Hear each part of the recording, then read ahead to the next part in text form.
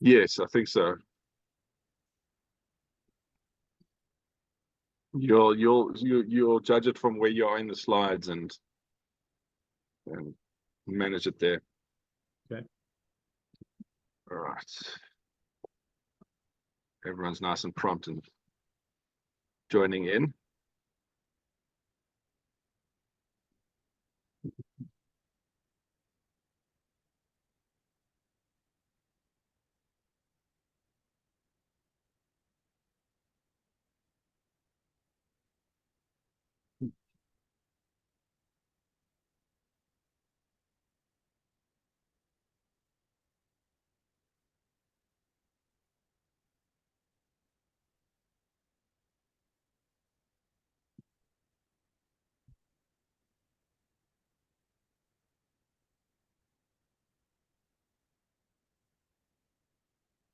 Danny, you still there? Yes, I'm here. I'm still there. I'm just watching Okay. everyone join in. We got a quarter of the participants so far, so let's. Okay. They still I got just want five. to confirm that the people that attend, is it normally tax practitioners and accountants, bookkeepers, that group? Majority are SICA members. Okay. A few other organizations, but majority are SICA, the chartered accountants and all the other accountants firms. A few auditors, but mostly accountants. Accountants in private practice. Yeah. Most private practice. Yeah. Okay. All right. But I'm suggesting to them to offer a few other things to their clients and not just what they used to, bookkeeping services and tax, but to offer them maybe ethics related things where the big four making a lot of money on these type of things. Yeah, I think that's what we need to actually do to them is provide not just the education, but provide other revenue stream ideas. And so it's Exactly. a great service. Right, we're getting there. The numbers are slowly filtering in. So I'm going to quickly check some other admin. I'll be back in a second. Cool.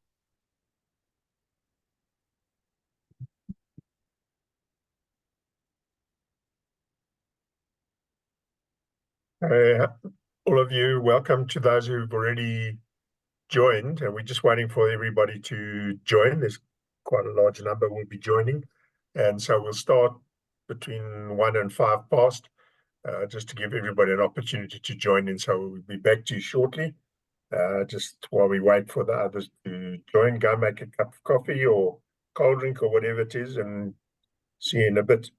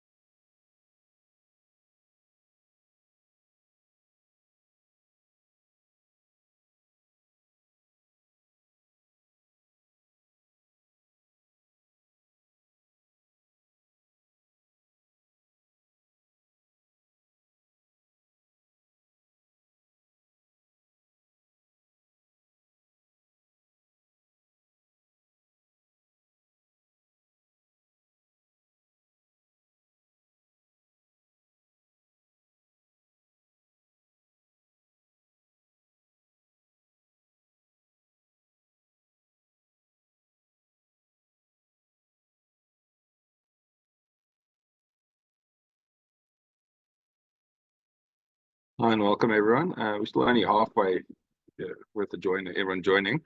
I just want to confirm everyone can hear me, and just confirm everyone got notes. Yeah.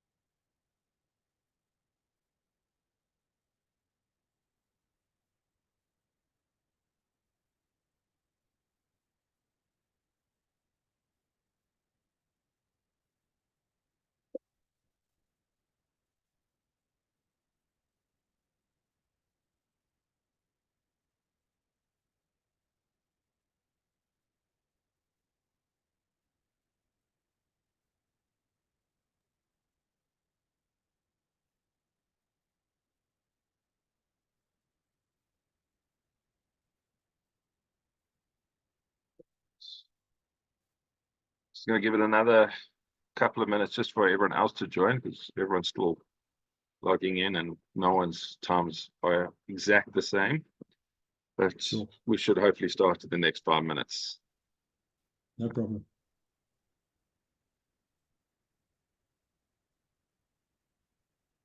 I see there's a hand up. I see Kevin. Is everything okay? Can you hear us? Is that just a acknowledgement of that you can hear us, or is there a problem? Okay, thank you. He's loaded. All right. Halfway there. Another couple of minutes. Everyone should join. If not, they'll catch up. All right, and I hope everyone's managing in this heat. There's not much we can really do, but grin and bear it. Hope you just stay hydrated as best you can. Yeah.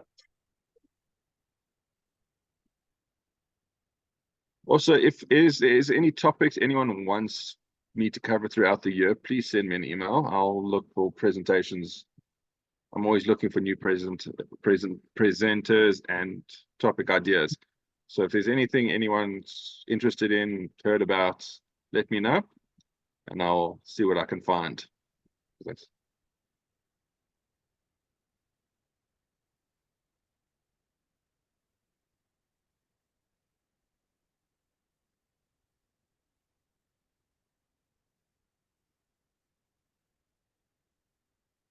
All right, Stan, I don't know if you want to maybe start doing your introductions, and while everyone can still join while you're doing that.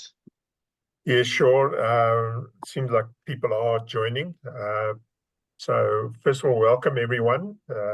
Thank you for joining us today. Very privileged to have Mario Fazekas with us. Not only is he a well-known photographer, he's also excellent presenter for ethics. And I think ethics really in South Africa is a topic of note, and something we, in one way or another, we're all affected by it. And having glimpsed through the slides before this, it looks like quite an interesting afternoon. So, Mario, if you want to take it away from here, we will have a break around about halfway through for about 10 minutes just to refresh yourselves. And so, welcome and look forward to a very interesting afternoon. Mario, the floor is yours. Thank you, Stan. Good afternoon, ladies and gents. As Stan said, ethics is definitely something that is needed in corporate world, politics, especially in South Africa, but globally. So that's my brief bio. I've been doing fraud risk management for over 25 years, 6 of which I spent at E&Y, then a year at S&G Grant Thornton. And for the last few years, I've been working for myself, doing training and consulting. So that's the program. You might be thinking, what are we doing looking at a recipe book? Well, that's what I'm going to show you. I want to start with a quote from Henry Mintzberg, academic from Canada. Our graduates are not sufficiently equipped to make ethical choices. That's obvious. And he goes further to say it would seem as if the MBA holders' arrogance overshadow their competence in making sound, sustainable business decisions. I mean, just look at Steinhoff and Tongaat Hewlett and Enron, and the list just goes on and on and on. Did they think they could get away with this? The thing is, I agree with Henry, but I take it much further than MBA graduates. It's most people. So if I'm doing ethics training, there's no people, yes, ethics. No, I don't want to go to ethics. Why do you think organizations make it compulsory? Because when you say to people, there's ethics training, I don't need ethics training. Why not? I'm ethical. 99% say that. Who's going to admit, yeah, I need ethics training. I may not be as ethical as I think I am. It's called the self-enhancement effect. We tend to think more of ourselves, especially on the moral side.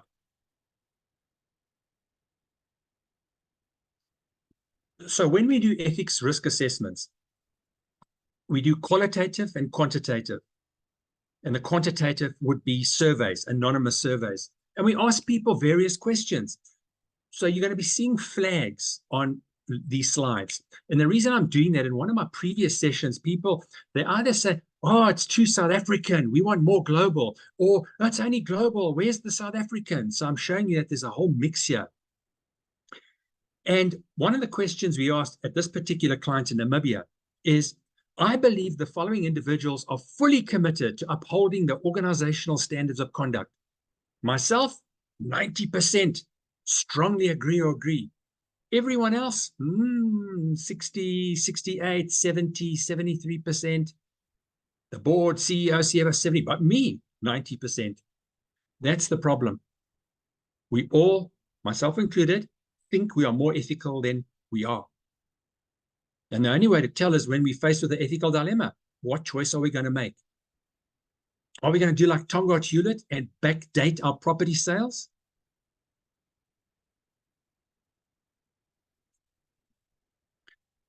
So what I want to do is show you the most common frameworks that are used for moral reasoning. There's utilitarianism, which is from England.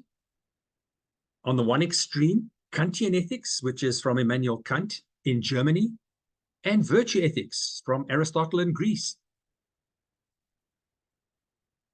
So what utilitarianism says is we look at the consequences. If the consequences benefit the majority, utility, we should do it.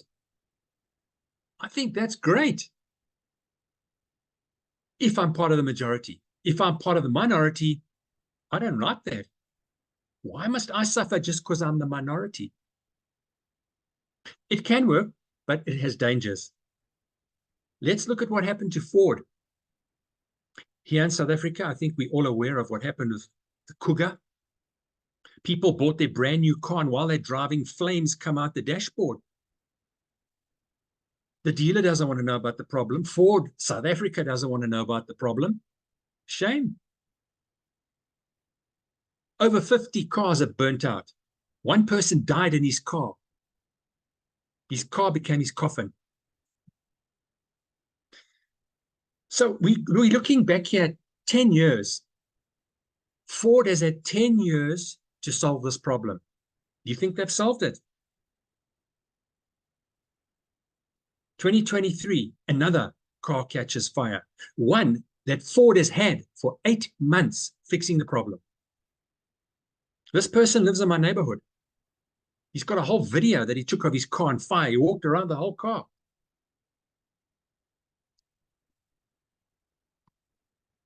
Why did this happen?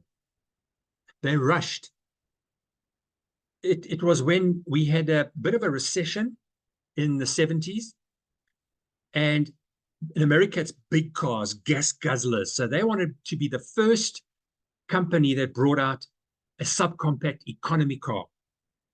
So Lee Iacocca said to them, cut corners. We just need to get this car out before any of our competitors get it out. This is now the Ford Pinto. What I'm showing you is that the Cougar is nothing new to Ford. This had the same problem in the 1970s. Very badly designed car because the gas tank was behind the bumper. So if anybody hits from behind, both cars catch fire. People are going to die. So Lee Iacocca and the board now knows that there's this problem. What do? They don't call in the ethics department. They don't call in the internal audit department. They call in the accountants to do a cost-benefit analysis. What it'll cost if we leave it as it is. So they estimated, let's look at statistics. Oh, about 180 people would die. Some would be injured. Cars would burn out. In terms of legislation, this is how much we'd have to pay per dead body, per injury. 49 million. And if we redesign the car, it's 137 million. Ladies and gents, we know what happened. They went with the 49 million. They sacrificed a few hundred people. But I bet you they told their friends and family, do not buy that car. And the way they justified it was under utilitarianism. We're saving 12 million Ford customers all that money. Each one would have to pay in a few $100s more. Those were the good old days when cars cost $1,000. So we sacrificed 400 people so that 12 million can save. Those are some of the victims that burnt. Those are the survivors. Then we move to the other extreme, Kantian ethics. So Immanuel Kant says, you've got to follow the rules. Doesn't matter what the consequences. Don't listen to Jeremy Bentham. The consequences can be good or bad. Just follow the rules, the law, the boss. Whatever the boss tells you, do. Whatever the law says, do. So here in South Africa, 144 mental health patients died. You may have seen what was going on. Life is there many arbitration hearings. This is about 7 years ago. No one's gone to jail, just like Steinhoff, just like Tongaat Hewlett. Welcome to South Africa. So to make a long story short, for those of you that don't know about this, somebody in the Department of Health saw an opportunity to make some money, crooked money, of course. So there are all these mental patients in life healthcare facilities getting good treatment. And they said, well, they're mental, so we can do what we want with them and they won't know. They won't know how to complain. And they then realized they could make millions because the medical aids are paying for these people's treatment. Because they're mental, most of them, if not all of them, their family don't visit them because they can't recognize their family. You can't have a conversation with this person. So what's the point of visiting them? You just write them off. So they transferred these 1,700 patients out of life healthcare into NGOs against the law. These NGOs were owned by this person's friend. The medical aids are still paying for their treatment. And what happens? They split the money. So the patients are not getting the treatment, but there's some wealthy people now. So I want to show you a small clip from the hearing where Dikang Moseneki, the judge, is asking the person, why did you do this thing? Did you know it was bad? Yeah, I knew it was bad. So why'd you do it? And you were aware of the requirements in LR 122. Yes, Justice. And you had read them many times and you knew these were the requirements that had to be complied with before you would send patients to these NGOs. You knew Justice. that. And so too these guidelines.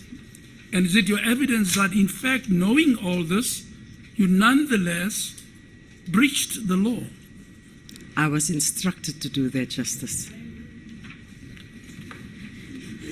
And why would you accept an order that requires you to act unlawfully?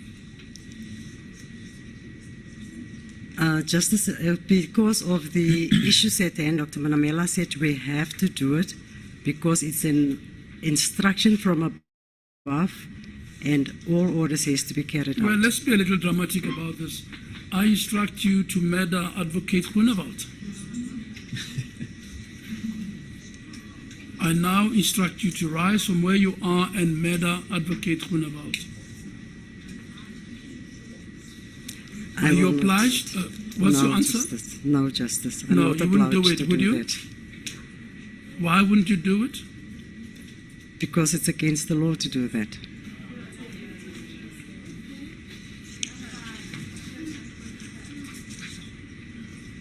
The irony doesn't escape you, does it? No, Justice.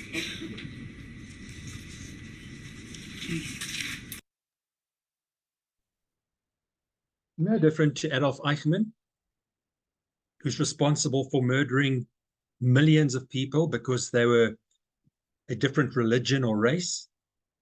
They caught him hiding in Argentina after the Second World War, brought him to Israel to stand trial. In the trial, they said, what you did was horrific. It was wrong. Yes, it was wrong. Why did you do it? My boss, Hitler, told me to do it. I had no choice. People love that. I had no choice. Ladies and gents, we have choices. We choose to say we don't have a choice because we want to go that route. That's the problem. Let's think back to all the times where we did things. Did we have a choice? Most times, yes. But it's good to make us feel better to say, oh, no, I didn't have a choice. And ladies and gents, you're welcome to stop me, ask questions. You want to put up your hand, stop me. It's up to you. Or you can wait till the end. I'm flexible. So now we come to the middle one, virtue ethics from Aristotle. Clinton.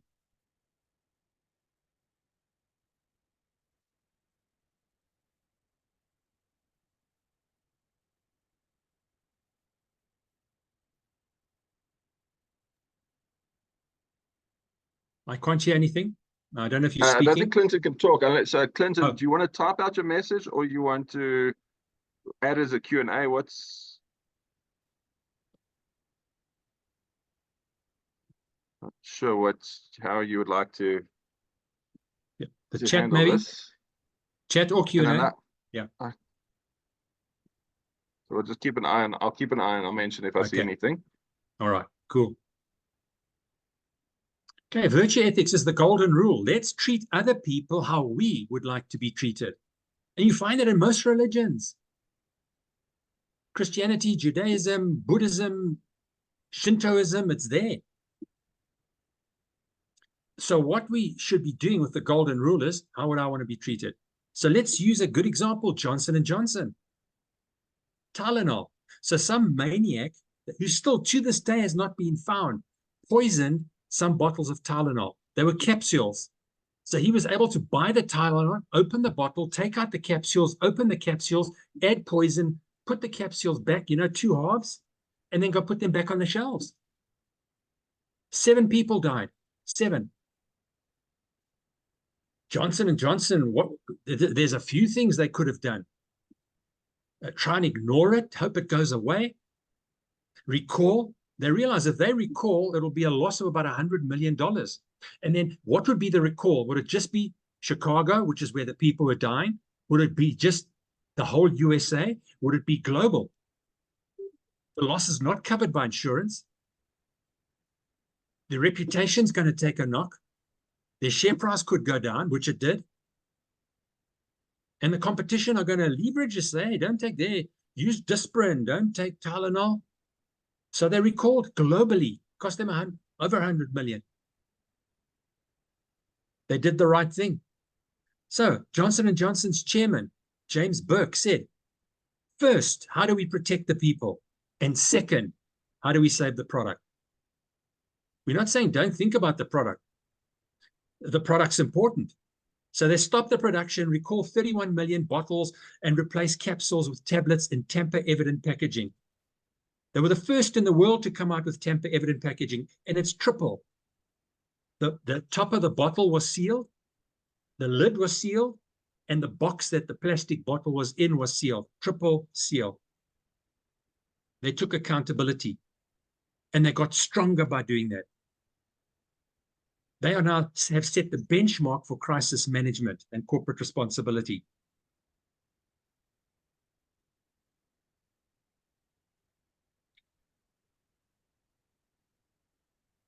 Do I think Hitler may be in heaven if he repented on his deathbed? Wow.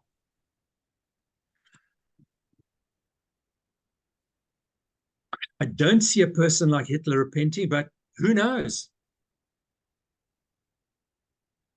Who knows? I know the story about Stalin where allegedly he cursed God. Those were his last words when he lay there, and his daughter was the one who witnessed that. So only he would know. God would know.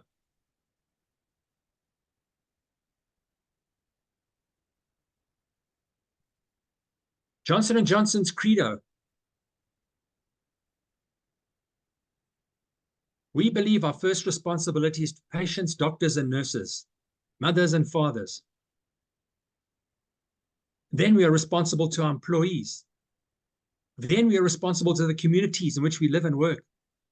And then lastly, we are responsible to our stockholders. Look at the corporate world today. They've turned that on its head. It's stockholders first and then everybody else thereafter.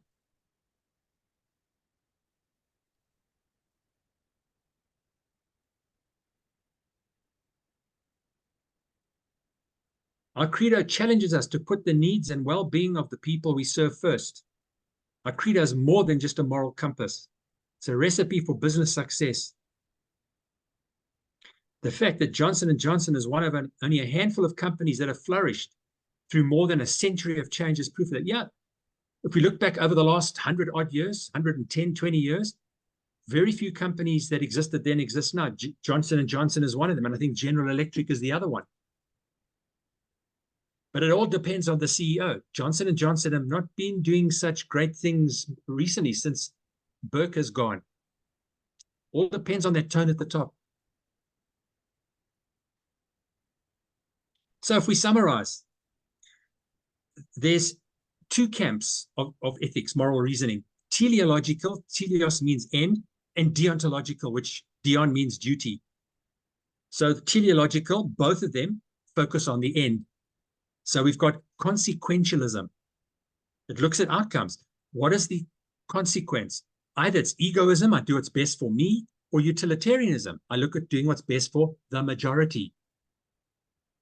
And you would notice people don't like to call it consequentialism. They like to call it utilitarianism. They're ignoring the egoism part. Why do you think the Ford directors did what they did? For their bonuses. Not for any other reason, not for the 12 million customers that will have to pay $100 more for their cars. And then we've got the goal being good, virtue. The goal is, I want to be seen as a person of high moral character, building good, positive relationships. How do I build relationships with people if I am not treating them well? If I'm defrauding them, talking about them behind their back, doing all those type of things. And then we look at the deontological, Kantian ethics. We have a duty to follow the law, to obey the boss. And there's nothing wrong with that.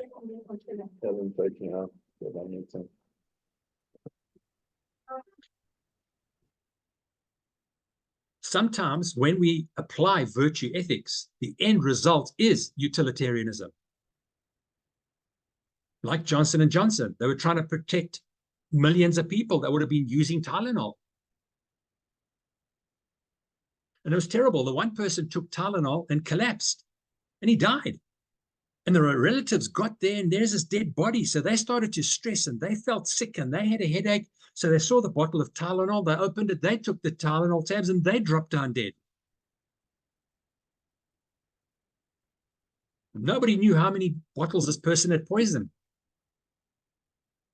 So they went the route of virtue ethics, but the end result was that it helped. It was for the majority. And again, if a boss gives us a lawful instruction, let's follow it. But when we know the boss is giving us an unlawful or dubious instruction, we need to ask questions. So what we want to do now is unpack this virtue ethics. It's all very well saying we need to be virtuous people. How do we do that? How do we become virtuous? And what Aristotle says, we need to practice being good.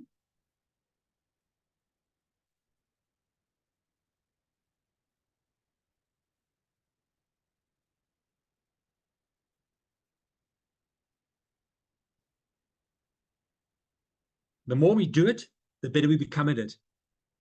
So that's what we should be doing when faced with moral dilemmas. How would I want to be treated? Not what is going to make me the most money, and then treat the people however. So how do we translate that into specific action? This is where the recipe book comes into it. So we're going to look at a company called Club Aluminium. They made cooking utensils, pots and pans out of aluminium. So I used to work for Hewlett's Aluminium many years ago, so I understand the properties of aluminium. Distributes heat quickly and evenly, and it's lighter and cost effective and lasts a long time.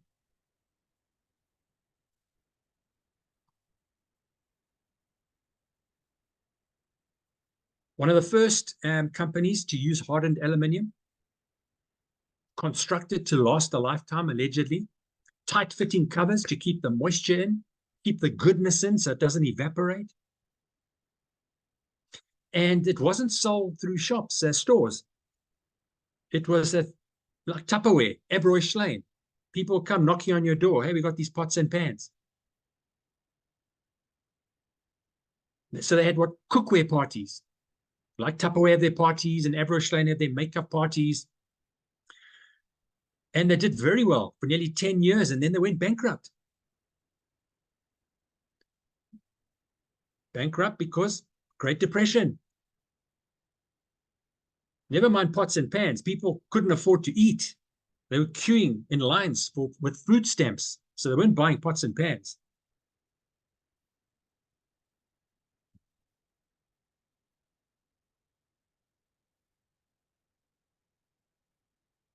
Wow, so many religious questions coming.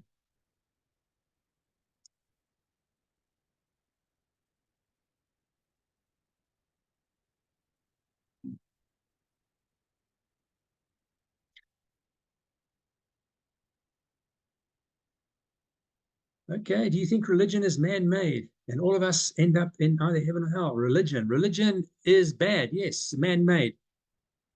I do believe in a heaven and hell.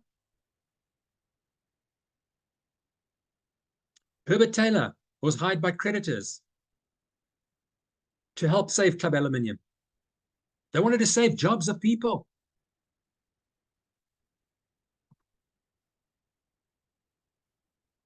He was the president of Jewel Tea Company.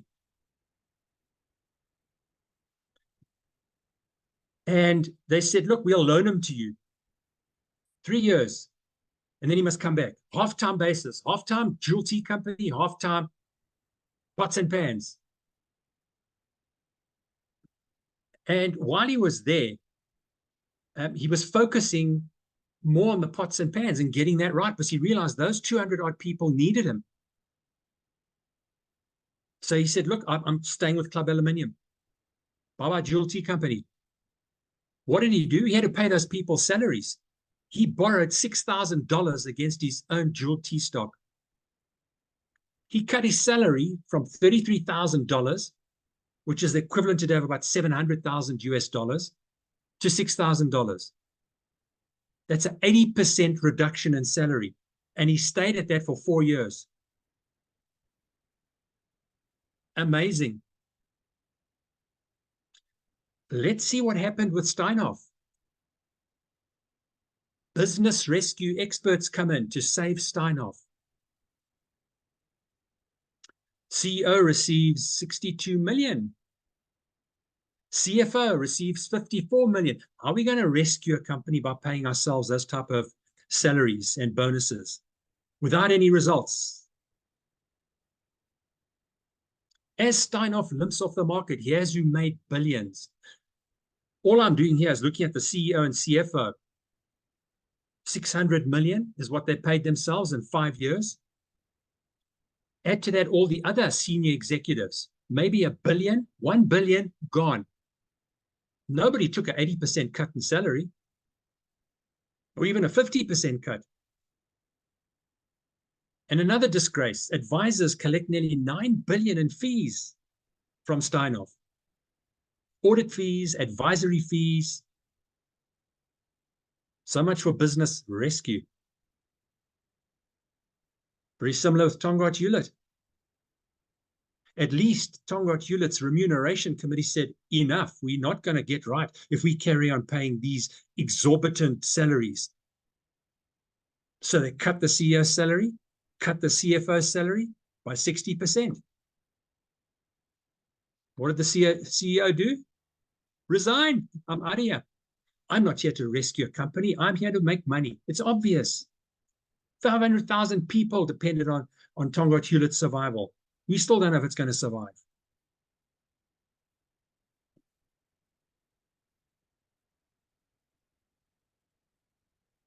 So he said, how do we compete? Everybody else makes pots and pans. How can our pot and pan be better? It can't. Unless we come up with some really novel thing. They said, our people needs to be our unique selling proposition. When people think of our company, they must think of dependability, service-mindedness. So we try to select people of good moral character, and the slogan was, in right there is might. They had a code of ethics, and he said it was too long, uninteresting. Who wants to read it? And you can't memorize it, and it's important. We need to be people of good ethics. So he wanted what he calls a simple measuring stick. And we should not tell our people what to do, but ask them questions and come up with the right solution themselves. As opposed to many organizations with, they've got a code of conduct. You will do this, and if you don't do it, that's what's going to happen to you. Who wants to live under those conditions? We want buy-in. So Herbert Taylor reflected long and hard, prayed, wrote out a complete test on a white card. This is what he came up with. 24 words. Of the things we think, say, or do, is it the truth? Is it fair to all concerned? Will it build better goodwill? Build goodwill and better friendships? And will it be beneficial to all concerned? That's it. Simple. So he said, I'm going to try it out. He doesn't know if it's going to work. And he said, I went to the first one. Is it the truth? I never realized how far we were from the truth. We were actually lying in all our adverts. People would buy these pots and pans. They're supposed to last a lifetime, and they don't. They're supposed to do all sorts of things, and they don't. Nothing new. We've all experienced these type of things. The advert shows you this big, juicy hamburger with the patty hanging out both sides. And when you get there, you have to lift up the bun, lift off the lettuce to find the patty. So they started eliminating false statements and words like, we the best, we the greatest, we always. Consumers got more confidence in the product, started buying more of their products.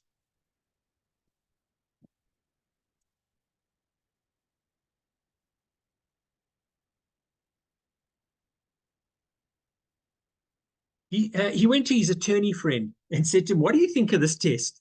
The attorney said, if I followed that test explicitly, I would starve to death. Where business is concerned, the four-way test is absolutely impractical. Wow, okay. So what he did, he went to 4 of his department heads. One is a Roman Catholic, one is a Christian Scientist, one is a Jew, one is a Presbyterian. And he said, what do you think of this? All 4 looked at it. And he said, there's nothing that's contrary to what we believe, our doctrines. All 4 agreed that truth, justice, friendliness, and helpfulness leads to greater success and progress if constantly applied in business. So the 4 men agreed they'll start using that 4-way test when checking proposals, plans, policy statements, and advertising. And then later, when they said, yes, it's working, they said all employees must memorize the test. The key is to use the test, not to look at other people like you're looking at them through a window, but as though we had got a mirror looking at ourselves. Ethics starts with ourselves. It is so easy to point fingers at other people and blame other people. What are we doing?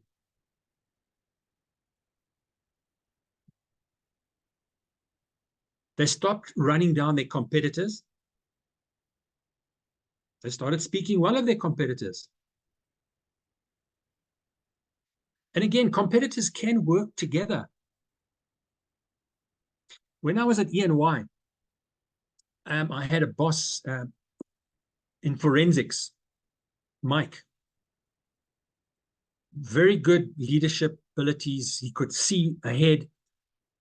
And he said, we do training, our competitors do training, and we were quite friendly with the forensic partner at one of the other big four. So he contacted him and said, why don't we do something together instead of fighting each other in the marketplace? They both said, yeah, it sounds like a great idea. So the other partner took it to his board at the other big four firm, who said, no ways are we going to be seen with our competitors. Oh, well, who suffers? The client. Within 5 years, they paid off their debt, and over the next 15 years, increase in sales, profit, earnings, and in the moral character of their people. They went from bankrupt to a value of over, in today's terms, $44 million.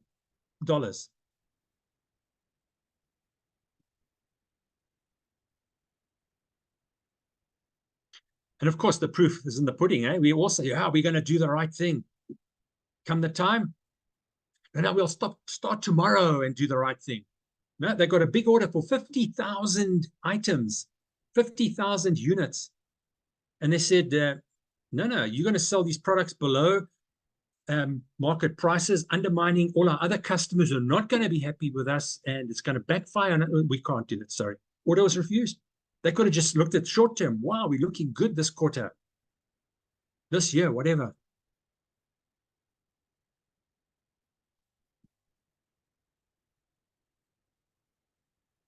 So the trick is to get into a routine whenever we're faced with an ethical dilemma, to ask the four-way test.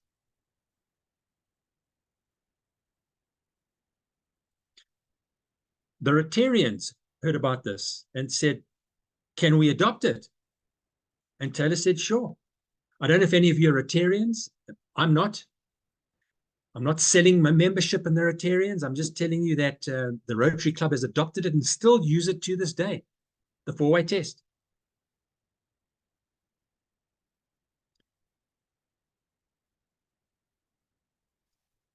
So Rotary International is one of the largest service organizations in the world.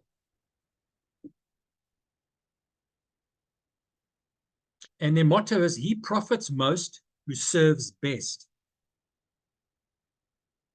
And that's what I think a lot of business people aren't getting nowadays. All they're doing is chasing profits instead of just being of service to the client, having happy clients, and then word of mouth will spread and more customers will come and they'll be even more profitable. It's no. Let's cut corners.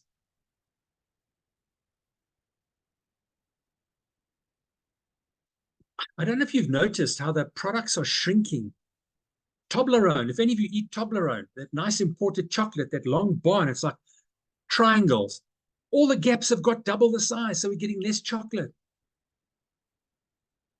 That's the solution from the CEOs of these companies to get more profitable. We mustn't give our clients more, we must give them less and hope they don't notice.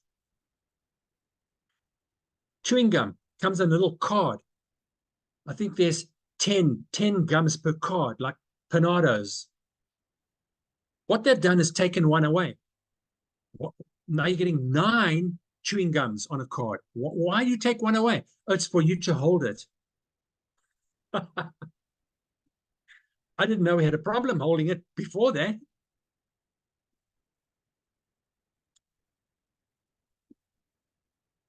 Okay, 46,000 member clubs worldwide with a membership of about 1.5 million.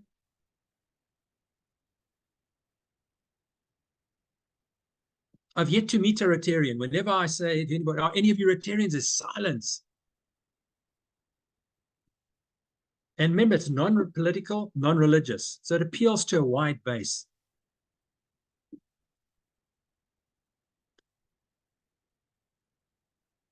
These are some famous Rotarians.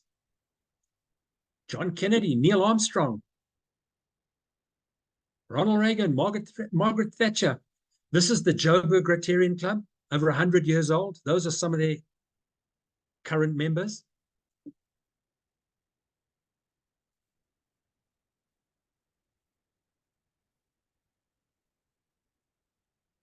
Sorry, Kevin, for 24 years, what are we referring to?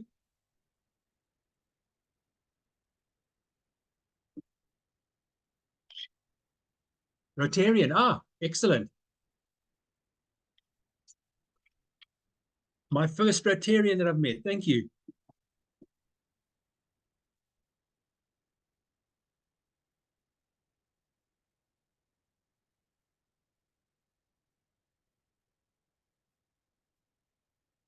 Recited at all the meetings.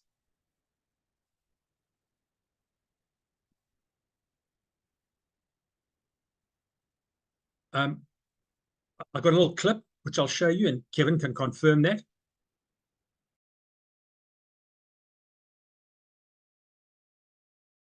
Thank you, Kate, and thank you, Sierra. And since we're speaking about character, we will now recite the four-way test with past President George Eistetter. George? First, is it the truth? Is it the truth? Second, is it fair to all concerned? Is it fair Is it to fair all to all concerned? concerned? Third, will it build goodwill and better friendships? Will it build goodwill and better friendships? And fourth, will it be beneficial to all concerned? Will it be Will it be beneficial for all concerned? Thank you. Thank you, George. Thanks, George. Great job.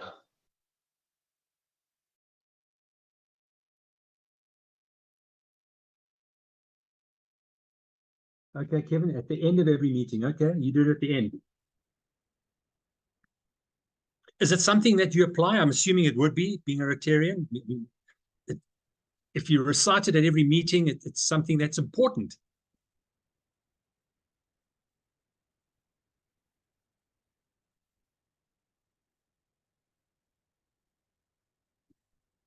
They print the four-way test on business cards, stickers, bookmarks.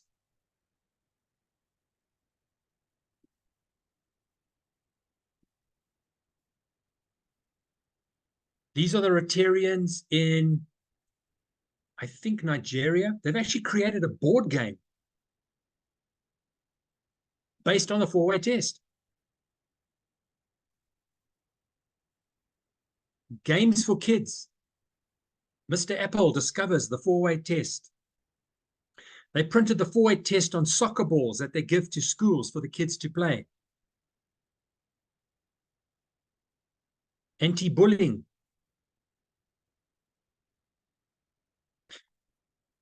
And the Rotarians are so proud of the four-way test because it gets results that they've even created songs. They sing the four-way test. You think to yourself, how do you sing the four-way test? Go to YouTube and have a look. There are many songs. I'm going to play you part of the one that I like the best, which is from the Rotary Club in India.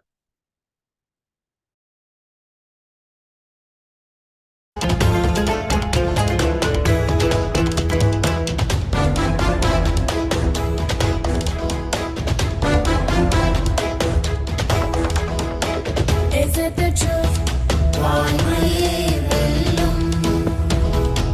Is it fair to all concerned? Will it build goodwill and better friendship?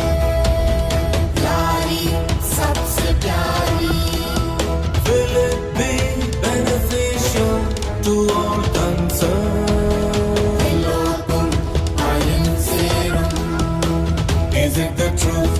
Satyameva Jayate. Satyameva Jayate. Satyameva Jayate.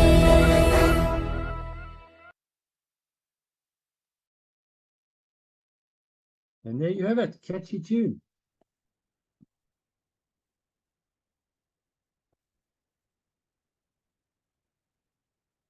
Yeah, so we're going to now unpack these four questions and show you how they all fit together. But what I want to do is first map these words that I've highlighted to other words, because again, truth, what is truth? I've heard people saying, oh, truth is relative. Your truth is your truth. My truth is my truth. And in a way, they've got a point, because we all see things from different perspectives. That's why when we're interviewing witnesses and suspects, we want facts, what actually happened, because I saw it from this perspective, so that's my truth. This person saw it from that angle, so he's got something different. So now they're conflicting. It's because they saw it from different perspectives. But to them, it's the truth. We want facts. So we look at things like honesty and integrity. With fairness, we look at equality, goodwill, empathy, putting myself in your shoes, having compassion, being kind. And will it be beneficial to all concerned, not just the directors of Ford, but to everybody? Consideration, cooperation. So truth, honesty, I'm not going to read these out. You've got the slides, you can read them yourselves. So we look at things like trustworthiness. Who wants to deal with people we don't trust? We're not going to hire people we don't trust. That's why fraud is such a hurtful crime, because we trusted you.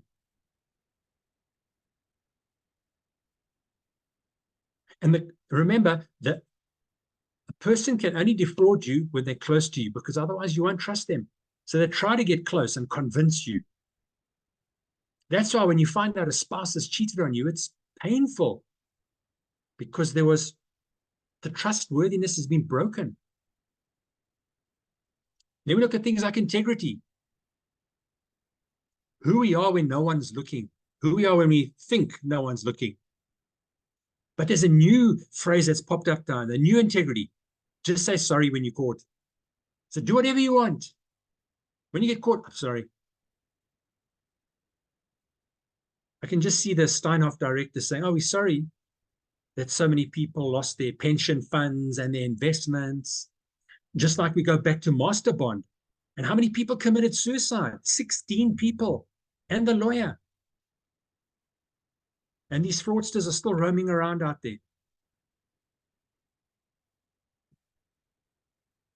Hello, Jordan owns up to his deceit, resigns as an ANC MP. Qualifications. We've just had I think in the last week or two, another big qualifications debacle with this lady claiming she's got a PhD or something. And the victim companies either didn't check or checked and saw she didn't have the PhD, but still it said, okay, you can be on our board as a non-executive director. Who do you blame? Do you blame her or the companies? Anyway, back to Palo Jordan. The article says to apologize was not an action of the faint-hearted. I agree. It's not easy to apologize. It's humbling. Sorry, I was wrong. And the article goes on to say he has integrity. That's when I said, hang on. What do you mean he has integrity? He apologized for doing wrong. Now he has integrity. That's what the world's coming to. You know, just do whatever you want and apologize and just, oh, you're a person of integrity. No, there's no integrity. Because the whole idea, go and look up the definition of integrity. It's consistent application of something like honesty, telling the truth. It's not a scale where we're going to weigh up the lies versus the truth. One lie is enough to be called a liar. Stealing one pen is enough to be called a thief. There's a saying, whoever can be trusted with small things can also be trusted with big things. Whoever's dishonest in little things will be dishonest in big things too. And that's what I try and tell companies. They say, yeah, we know this one's stealing pens. We know that one's downloading pornography. We know this one. They're minor things. And I'm saying to them, so is the person a pen thief or a thief? No, he's a thief. Okay. So what else do you think he's going to be stealing? You think he's going to stay with pens, or is he maybe going to progress?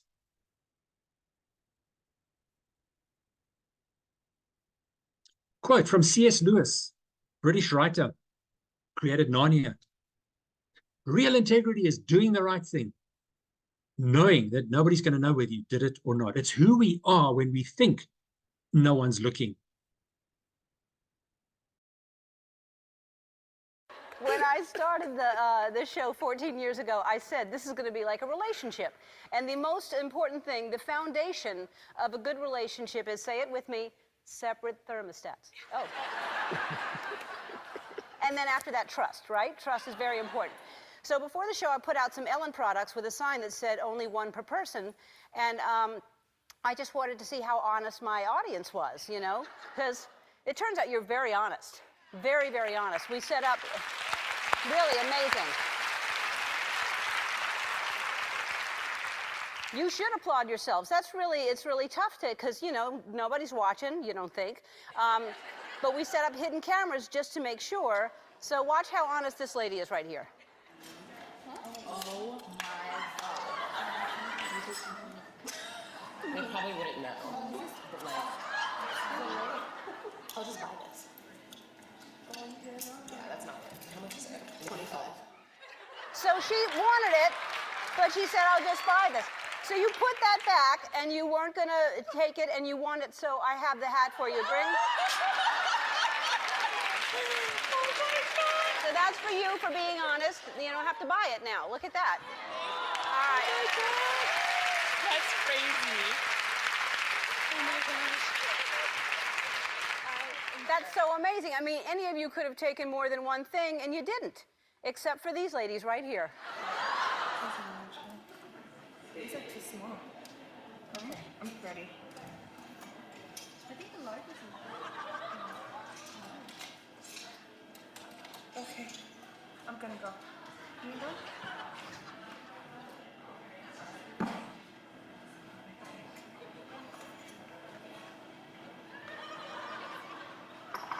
Can you get more stuff?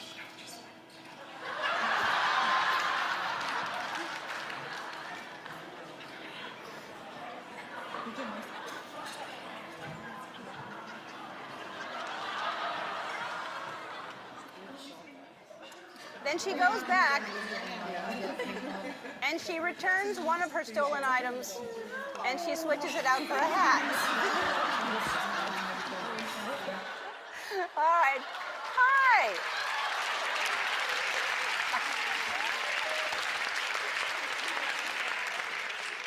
Hello. What's your name? My sister couldn't come, so that was her souvenir. Yeah. Yeah. Sorry. A lot of people's sisters couldn't come. So what is your name? Nancy. Nancy. Oh, Nancy. So, look, I like that you like the product so much that you wanted to bring one back for your sister. But now, when you go, like, to Costco or you're the kind of person, like, when you go trick-or-treating and nobody's home, you don't just you take the bowl. You just walk away. No. No. All right. Listen, I really, I'm sorry. That's embarrassing and everything, but, you know, let that be a lesson to you, because you think... It is. You think nobody's watching you, and you just need to be a good person just because you want to be a good person. You go sit in that Ellen jail over there right now.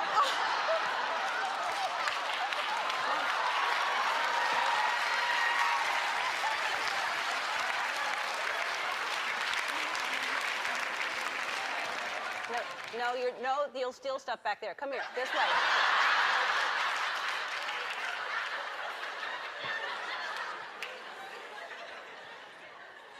What's your sister's name? Anna. All right, well, Anna got you in big trouble.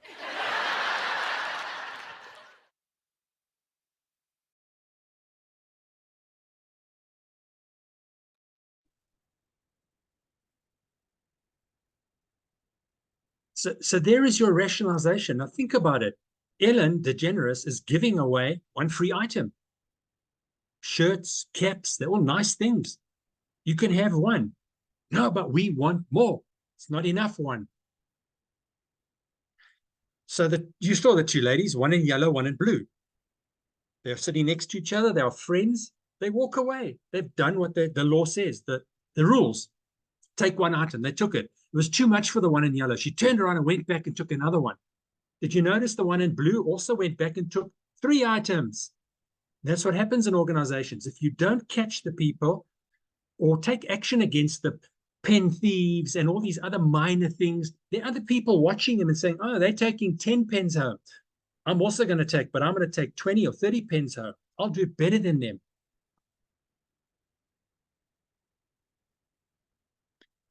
And the excuse, oh, my sister couldn't come. I love Ellen's response. Yeah, a lot of people's sisters couldn't come, but they're not all stealing. And not only their sisters couldn't come, their mothers and their daughters and their nieces couldn't come. Imagine if everyone had that mindset. I need one for my sister, one for my daughter. Oh, I got 5 sisters, by the way. There are a lot of people that, if you go and look at that the YouTube, I've got the links on all these slides. If you go and look at the comments on YouTube, there are a lot of people that are angry with Ellen. How dare she embarrass this lady? Not how dare she steal from Ellen. It's how dare she embarrass her.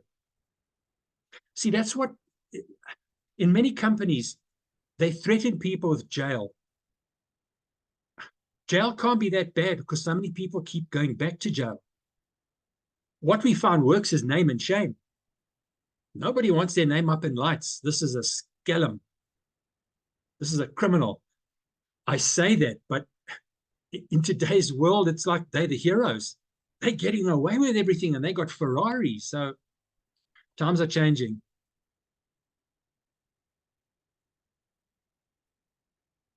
Employees don't trust their managers and it's hurting your bottom line.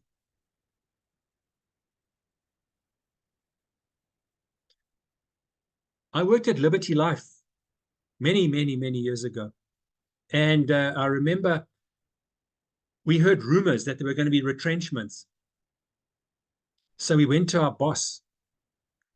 We sold life insurance. I was a salesman. So when I phoned, you didn't want to speak to me. We said to our boss, we heard that there's going to be a retrenchment. No, nonsense. Your jobs, you're all safe. We can sleep easy at night. Come the weekend, we get the Sunday Times. We open up Liberty Life retrenching 10% of the staff, 10% of the bottom. Go back on Monday. Oh, yeah, well, I was told not to tell you and all those stories. How do you trust that person again? I wasn't one of them that got retrenched, but I felt for my colleagues. How's this for honesty? Brian Davis. Okay, so I'm not a golfer, I'm a tennis player. So he hits the ball into the rough. It's really rough. He's the only one in there. They can't really see him. And when you hit the ball, if it hits anything else, you're supposed to declare it. So he hits a winning shot, and then he declares it. Declared his own foul, and he was penalized 2 shots, which means he did not win the tournament. He came second.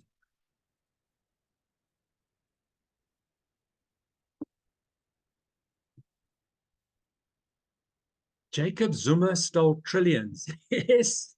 Does that make him wealthier than Rockefeller? Sure, who knows how much money these people have? I've got a quote for you. They asked Rockefeller, how much money is enough? And he said, $1 more. That shows you the mindset of these people. Who needs trillions? Who needs billions? There's a saying, the eyes of man are never satisfied.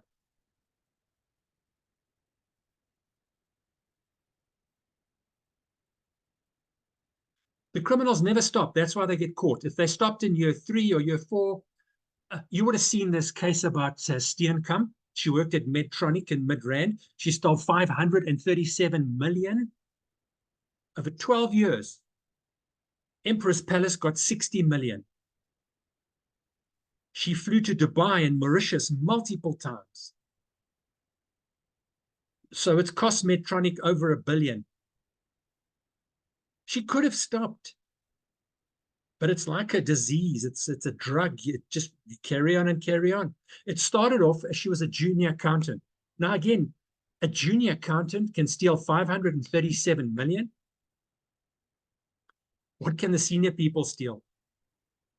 And the sad thing is that I wonder what happened to her bosses. the two financial managers. She's the junior accountant. So when her colleagues resigned, they gave her the EFT dongle.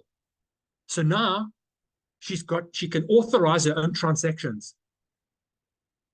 I wonder if those two financial managers are still working at Medtronic. And if they are, why are they still working there? They should have been the ones saying, hey, you've resigned. Where's the dongle? Give it here. They enabled the fraud. But anyway, 537 million. Who needs that? She's trying to catch up to Zuma, maybe. Maybe it's a game with all of them. How many zeros do you have in your bank account?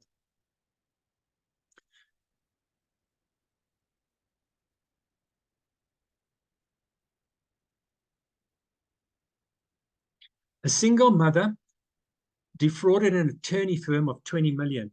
She was an accountant. What is the appropriate sentence? Well, I would have said, if you asked me this a month ago, 15 years. Because normally what happens, you look at Cynthia Dlamini, who defrauded Mercedes-Benz. She got 15 years. Most of the white-collar criminals get 15 years as a maximum, of which they serve 10, and then they come out after 10. But they look at the circumstances. So let's go back to Steenkamp, because I don't know the circumstances of the single mom. Steenkamp played games with the court for 5 years, saying she's innocent. I'm innocent. And then eventually, in November, December last year, she said, okay, I'm guilty. And she was hoping, and she pleaded for leniency. And she said, please can I have leniency? So she's expecting 10 years. And I know she was, because when I was in DRC, this is how small the world is. I'm doing work on a copper mine, and I'm sitting there at night having a drink, and there is the pilot and the air hostess, and we're talking, and they're saying, what are you doing here? I said, I'm training. What are you training? And the people I was training were next to me, and they said, yeah, we're learning about people like the Steenkamp. She says, Hildegard Steenkamp. Yes, why? That's my neighbor. And then she starts telling us all the stories about Hildegard, and that she's prepared to go to jail. She's comfortable with 10 years. So to cut a long story short, Hildegard asked for 10. The prosecutor asked for 25. The judge gave her 50. So this single mom could get anything, depending on the circumstances. The other thing with Hildegard, Danny, I see that there. I just finished with Hildegard. She blamed her husband. She said, my husband made me steal the money. And he would beat me up if I didn't steal the money, and get drunk and do all these things. They said, okay, he's dead now. He choked on a piece of meat or something when he was at Sun City. They said, you stole for 12 years. The first 10 years, your husband is alive. The last 2 years, when you stole the most, up to 20 million per month. What's your excuse for the last 2 years? No, you mustn't bring my husband into this. He's dead now. He can't answer for himself. All the videos are on the news. You can go have a look at them. That's why the judge said, you're lying to us. Still now, you're getting maximum sentence. Danny?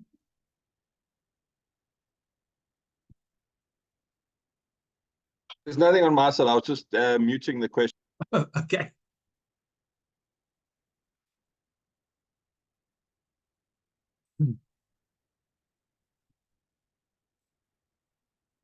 All right, truth is partly subjective. As I mentioned to you, facts are objective. The fact is fact. This is it. Truth is, that's what I think happened from what I saw. We're not everywhere. We can't see everything. That's why we're doing an investigation. We speak to multiple witnesses to get all the perspectives and try and put the jigsaw puzzle together.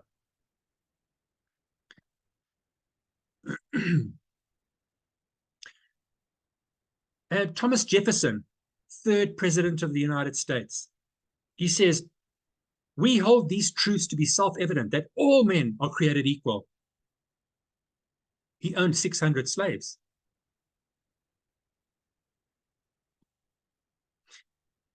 That's why if somebody asks questions, generally the answer is to the best of my knowledge. It's not the truth, it's to the best of my knowledge. So Thomas Jefferson has what we call cognitive dissonance. where we justify our actions. No, I'm honest and ethical, but I'm just taking this one time. But generally, I'm honest and ethical.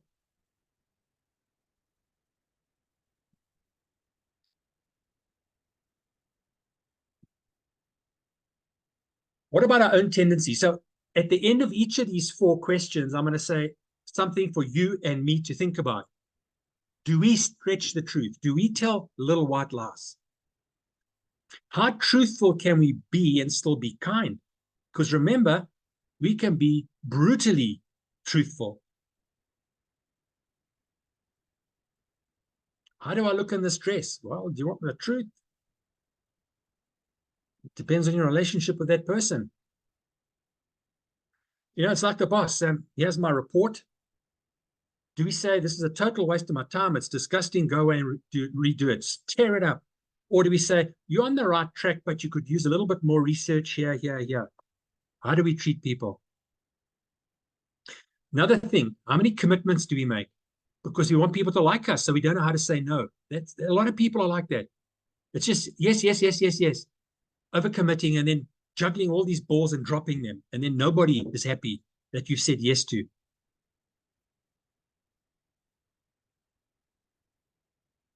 You know, if we're too busy, we must say, sorry, I want the work, but sorry, client, I'm at capacity. Sorry to do that to you, but I don't want to drop the ball for you or my other clients. I'm going to show you a short clip. The lady's from Iran, staying in Australia. Shadeh Zarai, very intelligent lady. And she says, how do you tell your boss in a nice way that I'm overcommitted? So your boss comes to you and says, please do this.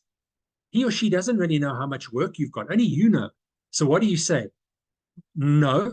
And then you're not promoted. You don't get your increase. You don't get your bonus. Or do you take it and then knowing you're going to drop the ball?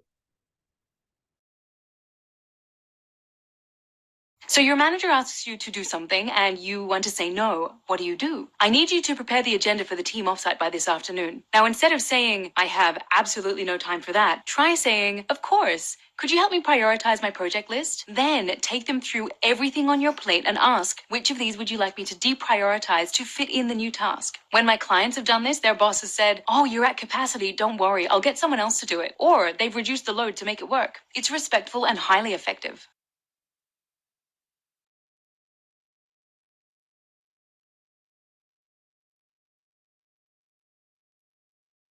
Good advice.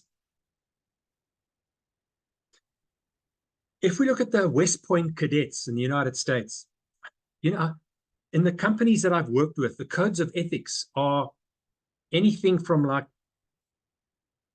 15 pages up to 50 pages, sometimes even more than 50 pages. Who's got time to read all of that? But I understand why, because they're trying to cover all the bases. West Point. This is their honor code. A cadet will not lie, cheat, steal, or tolerate those who do. That's it. One sentence. And then you'll get the people, what do you mean by cheat? What do you mean by steal? We all know.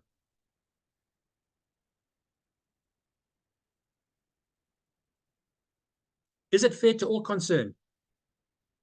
Okay, so we think now of words like fairness, equality, and people think same thing. If it's equal, it's fair. Not at all. There's equal, there's fair.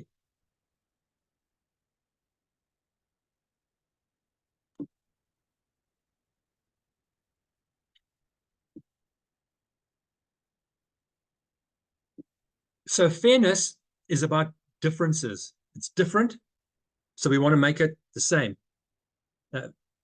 Equality deals with equity. We want to balance things out.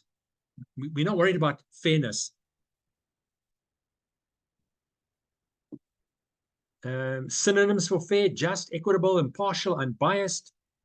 Basically showing no evidence of favoritism.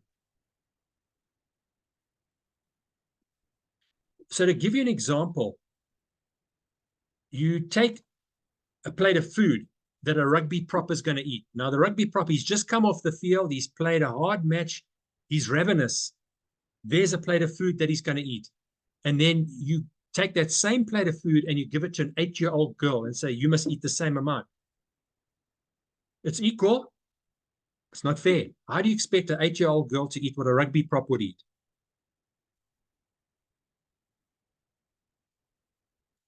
That's why we look at things like sporting events. Competitors all start with an equal opportunity to win. And it showcases sport, talent, effort, and you can prove yourself fairly.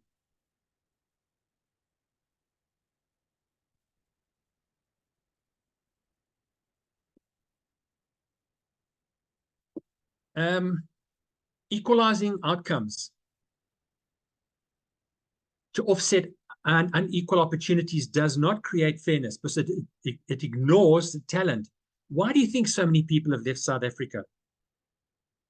I'm going to get Vusi Tembakoya to answer that. But before we look at Vusi, we look at what Thomas Jefferson said. We must dream of an aristocracy of achievement arising out of a democracy of opportunity. That's why people flock to America. There was freedom, opportunity, whereas the Marxist creed is from each according to his ability. So we need to give a lot to each according to his needs. That's why communism was doomed. So I must work extra hard to give to someone else who's going to sit back with their arms folded. I don't think so. I don't think the true cost of corruption, rather, let me say it differently. I don't think the most expensive line item in the cost of corruption, right, is what it's done to the economy. I think it's what it's done to sentiment and what it does to talent. In other words, when you corrupt a system, those less deserving get opportunities to which they are not deserving. Entitled. The problem is that those who are deserving pick up a little green document called a passport. They get on a plane and go elsewhere. And they leave. Now, there are some people watching this who go, no, they must go. Let me tell you why that is the dumbest, most nonsensical thing I've ever heard people say. When you say, JJ must go, JJ is born in South Africa. The South African state educates him for 18 years to get his matric. Then, that same South African economy has built institutions of education. Let's assume JJ gets a master's. It's another 5-6 years of it.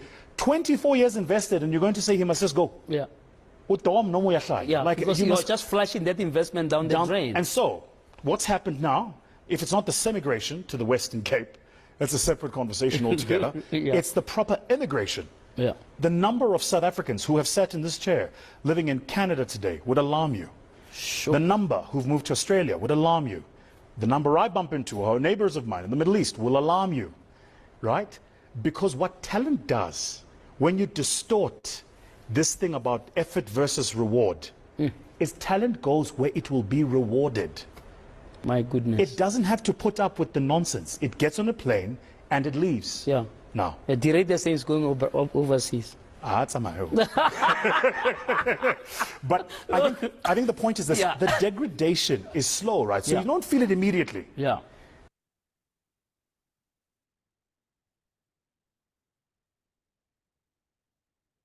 That's what's happening. I drive around my suburb. Not a week goes by without for sale signs all over the place, houses. People are saying, we had enough. We are going. But there are some strange leaders in this world at the moment. So I don't know if they're going from the frying pan into the fire. You look at Biden and all these other world leaders. Wow. So let's look at this thing called corruption. The Transparency International publishes their Corruption Perception Index, CPI, at the end of January every year. So just 2 weeks ago, they launched their latest results. There they are. So they rank the countries in the world from the least corrupt, which are the yellow, to the most corrupt, which are the dark red. Where is South Africa sitting? Slap bang in the middle. Nigeria is there because that's the question I normally get asked. Where's Nigeria? There they are. Not the worst. There are many countries worse than Nigeria, allegedly. What about our neighboring countries? There's Eswatini, ranked more corrupt than South Africa. Can it be? There's Lesotho, also ranked more corrupt. There's Namibia. There's Botswana. And there is Seychelles. Seychelles is ranked the least corrupt country in Africa. Botswana used to have that privilege. They are dropping down the ranks year by year. They're becoming more corrupt, the perception. But they're still very high in the score compared to South Africa. And Namibia is catching up to South Africa. That's why I've got them as amber. A score below 45 means the country has serious corruption problems. And Namibia is approaching 45. They're on 49 at the moment. South Africa passed 45 years ago. So what's the implication? Well, if you look at South Africa and Nigeria are the two biggest economies in Africa. Largest economies. Look at the global unemployment. Nigeria and South Africa. Because of corruption. Those people, if the countries were not so corrupt, most of those people would have jobs.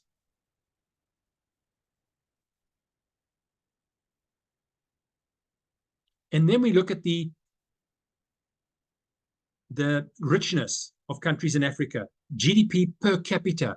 How wealthy are individuals, not the country. We know Nigeria is wealthy. We know South Africa is wealthy, but that wealth is not going to the people. It's going to a handful of politicians and their friends. Seychelles, top GDP, least corrupt in Africa. Then we get Botswana, second most corrupt. Then South Africa, Namibia. It all ties in. That's why Vusi said, I'm out of here. I don't want to bribe people. And I can see the people that are being awarded the contracts are friends of the politicians or the CEO or whatever the case is.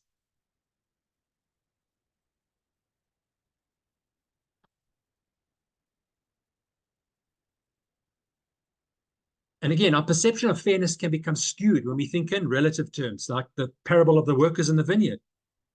Man hired people to work in his vineyard all through the day. From 6 o'clock in the morning, he went and hired people and he said, I'll pay you a denarius. It's a very generous wage. A denarius is what a Roman soldier would earn in a day. Not a laborer, but he said, I'll pay you a denarius. Yes, great. And then he went all day to collect people. 9 o'clock, 12 o'clock, 5 o'clock. The workday ends at 6 o'clock. And he didn't tell them, I'm going to pay you. He just said, I'll pay you a fair wage. He didn't say what I'm going to pay them. And then for whatever reason, he paid the last ones first so that the first ones could see what they were getting paid. He has a denarius. But wow, he only worked an hour and he's getting a denarius. So when he comes to me, I'm going to get 8 denarii or 10. No, they all got 1. But they had started complaining. He said, but you agreed to that. I told him I'll pay them a fair wage. Everybody got the same wage. But now you're complaining. It's jealousy.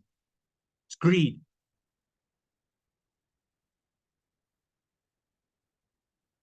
So what we should be looking at in terms of fairness is distributing hardships, not where one person's carrying the load and all the others are just tagging along. And of course, the golden rule, which, as I mentioned earlier, pops up in most cultures. How would I like to be treated? So let me treat the other person like that. I don't want to be defrauded.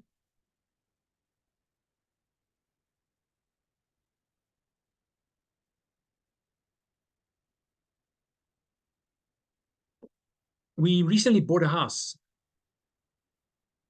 Our parents passed away, so we moved out of a big house into a smaller house. Bought it from a 70-year-old lady.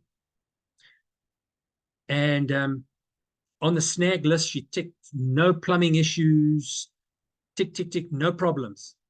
We've been flooded out nearly 3 times because of plumbing issues. The chairman of the body corporate says, yeah, she knew about it. Here's all the emails between us. She knew very well, but she didn't declare it. So if you can't trust a 70-year-old widow, who can you trust? She wouldn't have liked to be treated like that, but she treated us like that. But there's a thing called karma, isn't there? Something to think about. Should we tax people who earn more at a higher rate? A flat rate? That gets people going. What about family life? Are certain kids doing more than the others?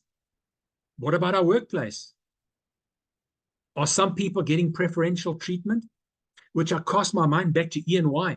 I was at E&Y for 6 years. My first 2 years, very pleasant. We had a very good partner in forensics. He's now gone to greener pastures in Canada. And let's say we brought in a good job. The whole department goes for pizza. When he left, the partners that took over, there were about 5, 6, 7 of them, different ones, came and went. They had their little clique, and they would go for pizzas and beers while the rest of us just watched. What do you think that did to us? How demoralizing is that? It happens. So when we do our ethics risk assessments, we ask, open-ended, what type of unethical behaviors are you seeing in the workplace? We don't have to list them. People know what is unethical. This is an example. So in this organization, 90 people said, I'm not seeing any unethical behaviors. Look at employee wellness, intimidation, bullying, victimization, and sexual harassment. And then the second biggest problem is perceived conflicts of interest, favoritism, nepotism, and cronyism. Now, some organizations would look at it and say, oh, that's nothing serious there. There's no fraud or corruption. Wow, well, those things are going to lead to big problems. Let me show you what happened. This bullying, intimidation, victimization. This lady in Walvis Bay in Namibia, her boss victimized her. For example, her name tag was broken. So boss said, you need to get a new name tag. She said, well, I need to get it from you, boss. Will you get it for me? And he never got it for her. And he would pick on her every day. Your name tag's broken. Why don't you have a new name tag? Maybe he had got pleasure out of doing that. Eventually, she snapped. She committed suicide. She stripped naked and walked into the sea. People thought, oh, she's going for a swim. Never came out again. This was ShopRite in Walvis Bay. So the demonstrators were outside ShopRite saying, this guy must go. I don't know if he's still in ShopRite, if he's still alive, who knows?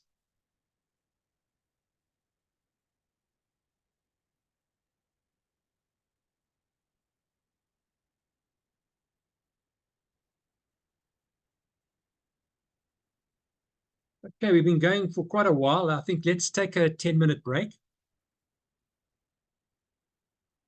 And then when we come back, we'll resume with number 3. Will it build goodwill and better friendships?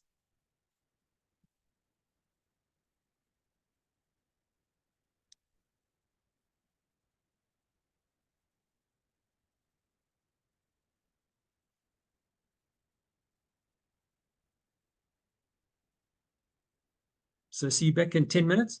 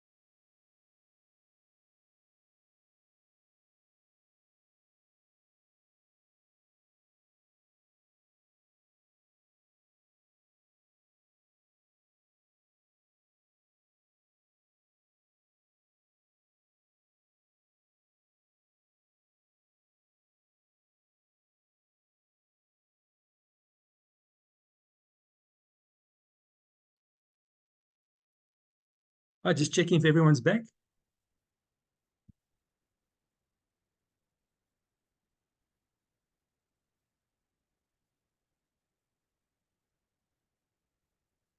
Right. Thank you.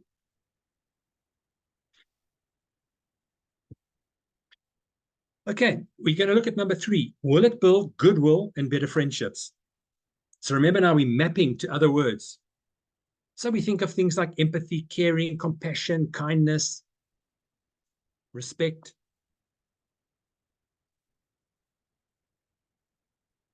When people think of goodwill, they think of a feeling. Yet look at business. Goodwill is measured in the intangibles, not just the tangible assets. For example, Microsoft, when they acquired LinkedIn, had a balance sheet value of 4 billion. The purchase price is 25 billion. The difference was the goodwill, which is the LinkedIn brand, the website platform, the software, all the members, the reputation. It's not Facebook. Facebook's down here. LinkedIn's up here. Warren Buffett noted it takes 20 years to build a reputation, 5 minutes to ruin it. Can't ensure goodwill. Only way to retain it is to keep building it. Consistency, which remember, integrity says consistency of something. How do we build goodwill? Rotary motto, service above self. Let's look at what that looks like. Okay, going the extra mile. They've actually got a word for this in the American South, Louisiana. It's called lanyap. Lanyap. Small gift given to a customer.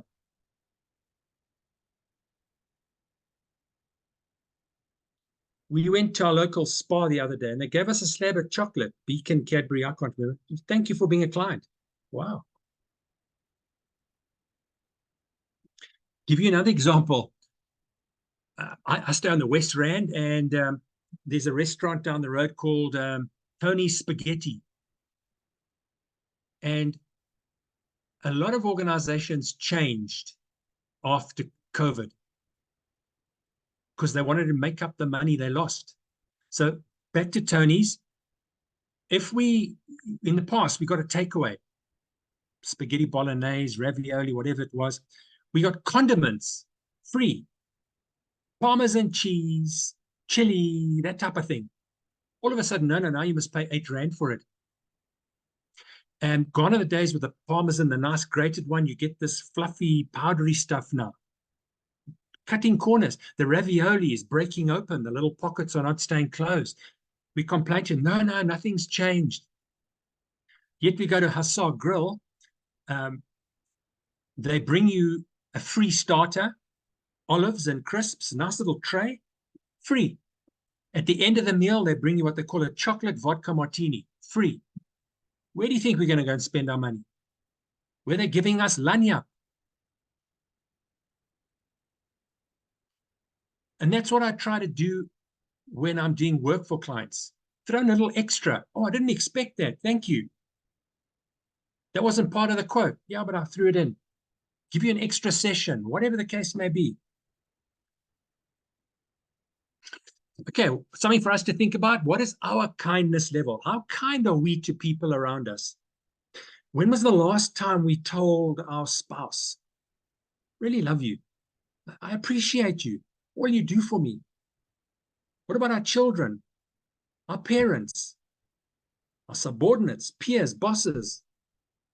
It's only when they're not here that we miss them. Like the boss I was telling you about at E&Y for the first 2 years, Mike. Took him for granted. We thought all bosses are like that. Not at all. Now that he's gone, one of the best bosses I had. There's a link there, Random Acts of Kindness Week. You know, so many people are so caught up in what they're doing and their problems that they don't have time to look around and say, oh, that person's in need. That person looks hungry. And we don't have to do something big and expensive for people. Let me show you what I mean. Excuse me. Yes. Question. I forgot my wallet at home. Is there any chance I could get like a piece of bread? No problem. Just want something to eat. Yeah. You want a cup of coffee? You sure? I'll pay it for you. Are you sure? For it, yes. Why are you doing that? We're human and we have to be nice to each other. Very Never good. know when I might see you on the road and you might be of help to me. I'm Zachary, by the way. Nice I'm to meet Sonia. you. Are you sure? Yes, I will pay for it. Don't worry about it. I'm very sure. If I wasn't sure, I wouldn't do it. We have to be kind to each other. It's okay. Oh, thank you so much. Thank you. Nice meeting you, young man. And you do something nice to somebody every day. Pay it forward, it's called. Can I pay it forward right now? Next person you see, you pay it forward to somebody. I actually had my wallet right here. Oh. At $1,000. Oh my God. This guy is something else. Okay. For you? No. Yeah, I'll pay it forward back to you. What? Yeah. I love you. I love you too. What's your message to the world? We were brought up to be kind, not to be hateful. My mother always said we have one blood, and there's no black and white blood.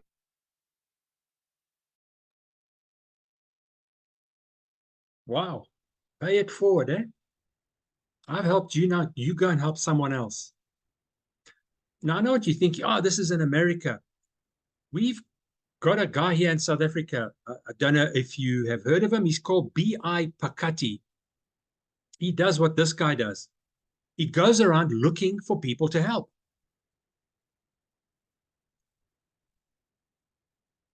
People that are down and out. And I love his videos because he tests people's honesty. Or you'll walk up to them with 2 envelopes or 2 items, and we can see what's in the items because it's written on, but the person choosing and say, choose. So let me show you what he's going to do now. He goes up to a guy with a bottle of beer and a coffee cup, and he says, which one do you want? Guy is down and out. How are you? I'm good. What's your name? Hendrik. Yeah. Just pick one. Do you want the drink or you want coffee? I'll take coffee. Why coffee? Because I'm not alcoholic. You're not alcoholic? No. Oh, take the coffee, please. Thank you very much. Yeah. Just check how big is it inside.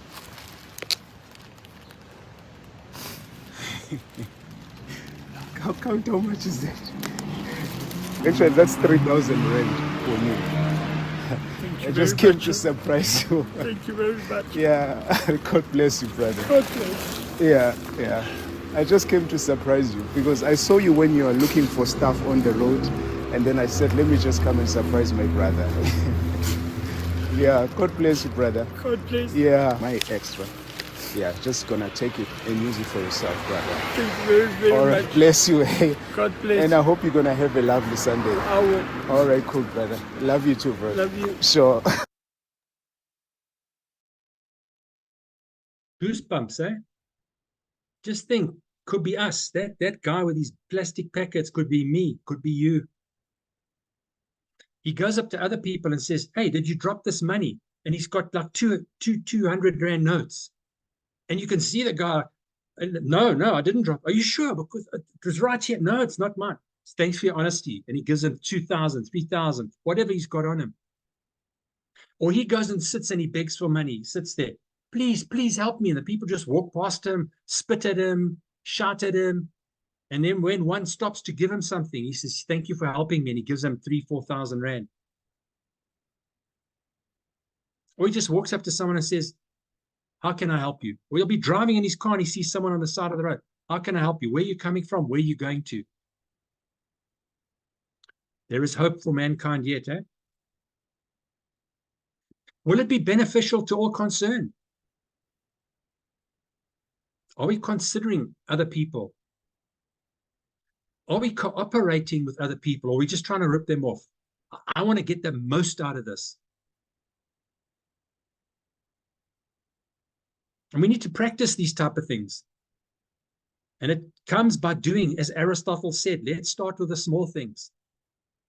Yesterday I was driving and there's a guy selling Avos. I'm sick of buying from Woolworths and Pick and Pay because you get home with a bag of Avos and half of them are fraught already. So I bought from the guy on the side of the road. I was driving past and I said, how much? 50 rand. I said, no, it's okay. He said, I'm hungry. 40 rand. I said, I'll come back. Came back later. I said, I'll take the Avos. I said, you said 40, eh? He said, yeah. I said, you can have the 50. Oh, gee, thank you, thank you. That extra 10 Rand is the difference between whether him and his family can eat tonight. We should be negotiating with the Pick and Pays who are earning billions, not with the guy on the side of the road. Win-win. I got my Avos cheaper than Pick and Pay, and I don't think that we're going to be fraught. Some people equate investing with gambling. They're not the same thing. Remember, gamblers, that money is, if you're the winner, it's from all the losers. And it's normally the people that are down and out and desperate that are gambling. It's their last 20 Rand, their last 100 Rand, whatever the case may be. Investing, when done right, is a win-win. But so much business is the lion and the impala. I got to eat you to survive. Why can't we both win? So what is this thing called ethics? It's doing what's good, right, and fair for ourselves and others. An extreme is what's called altruism, where, what is the date today? 20th. Okay, so payday's round the corner for many people. So I'm down to my last 100 Rand. I buy a hamburger and I walk out and there's a guy starving. You need it more than me. You take the hamburger. I'm getting paid tomorrow. I'll buy my food then. That's altruism. I'll go without tonight. So ethics risk undermines the good and disturbs the balance between ourselves and others.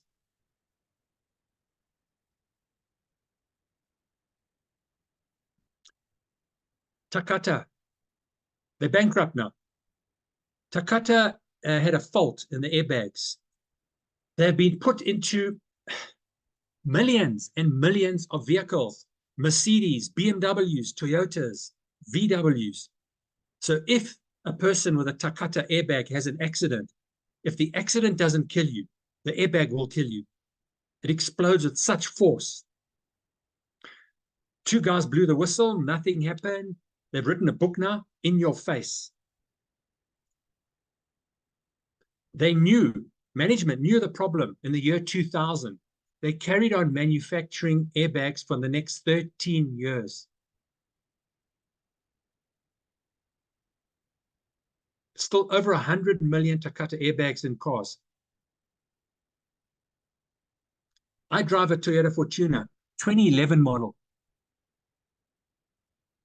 Toyota's never contacted me to say, hey, you've got a Takata airbag. Luckily, I was in the Kruger Park in December and I had a bit of a problem with my car. I was up near Olifants, Letaba. I took it to Toyota Palabora. The first thing they did is check the system and say, you've got a Takata airbag. We're replacing it now, free of charge. Why did Toyota South Africa or the dealer where I bought the car from not contact me? I've been driving around for the last 10 years with this Takata airbag, and you may be too. Clinton, I see your hand up, but I don't think you can ask anything. You need to just put it in the Q&A, please. Clinton Mullins.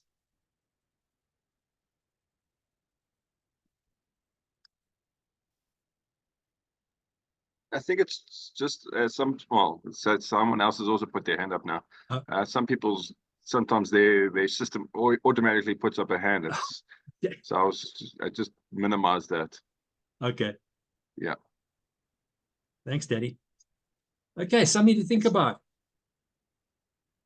At home, when our kids say, oh, it's not fair, let's see if we can come up with an equitable solution. Let's say to them, what would be fair? Let's try and get agreement. Same in our companies, our communities.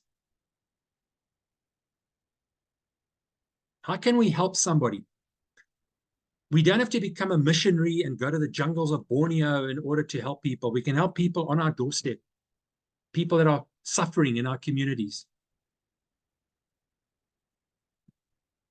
So we ask, which of the 4 is most important? Is it the truth? Is it fair to all concerned? Does it promote goodwill and better friendships? Will it be beneficial to all concerned? And in America, they asked audiences. Here in South Africa, I asked a few audiences. And you'll notice that they're different. In America, the first group, 0 people said, will it be beneficial? then how is this going to work then if we can pick and choose? Surely these four go together. At least here in South Africa, I asked 3 different groups.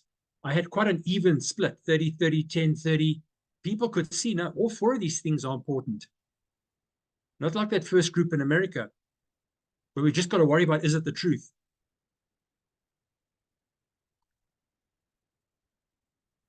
So yes, each point must be evaluated individually, but all 4 should be used together within reason. You know, you take that first one, is it the truth? Telling lies is not good. We've all told lies. And when we think back, we tell a lie, small, but now we have to tell a second one to cover up the first one, and then a third one, and so it carries on. And now we're digging this hole, it's just getting deeper and deeper. And also it depends who we lie to. If we lie to our kids, not much ramification. Lie to our spouse, may have to sleep on the couch. Lie to our boss, could get fired. Lie to SARS, could go to jail. So it depends who we're lying to. But there are limits. So the example I use is, it's your birthday and your kids give you a gift. You open the gift and it's the ugliest scarf you've ever seen. We're not going to say it's disgusting. It's going to be, oh, it's fantastic, my love. Give them a hug. Thank you. And then next year, we're going to get something similar. The relationship is more important. So you need to balance these things. But generally, we should tell the truth.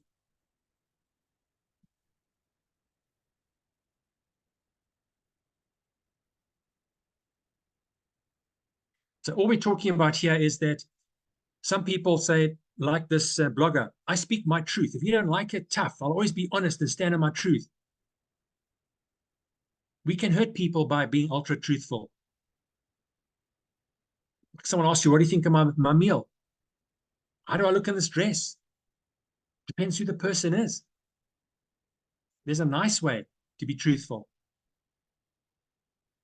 And then we use the 4-way test to stimulate awareness and further thinking and discussion.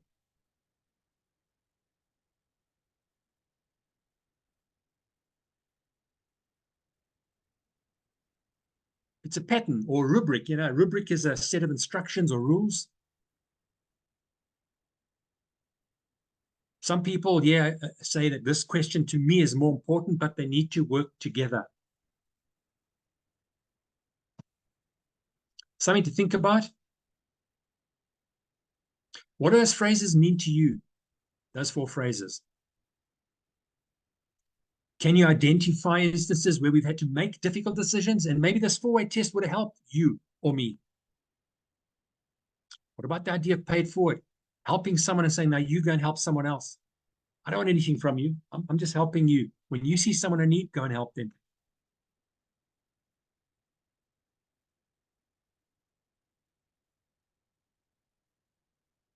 Service is important.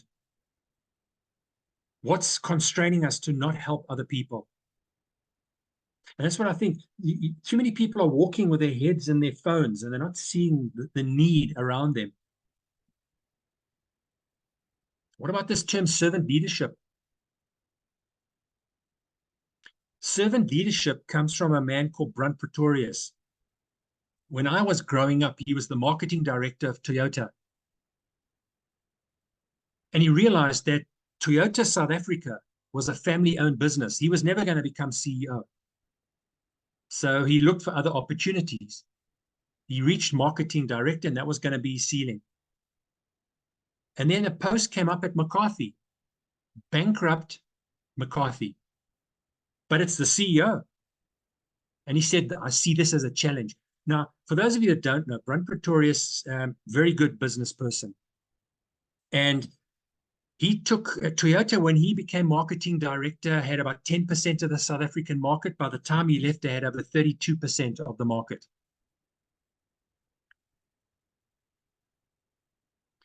And when he took over at McCarthy, totally bankrupt, he turned it around so that it became the #1 seller of motor vehicles in Southern Africa.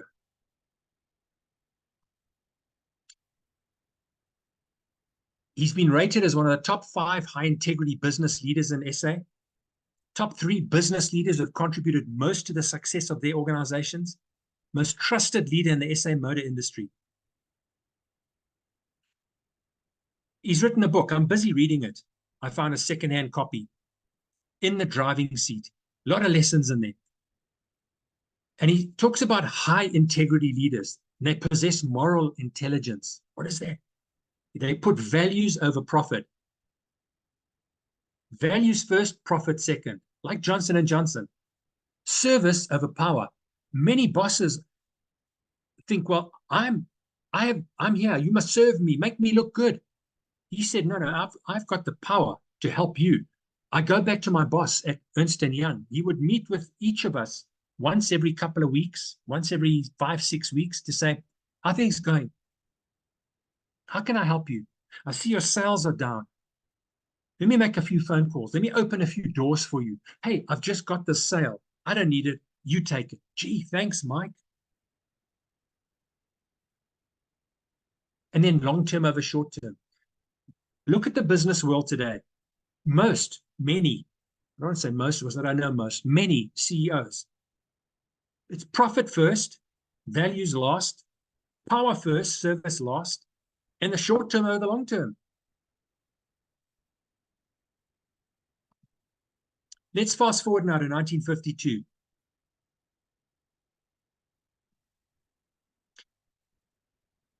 The company is now successful, paid off its debts. Shareholders are getting dividends, all from his cash investment of $6,000. Remember, he cashed in his shares at the Jewel Tea Company, plus the 4-way test and some good, hard-working people.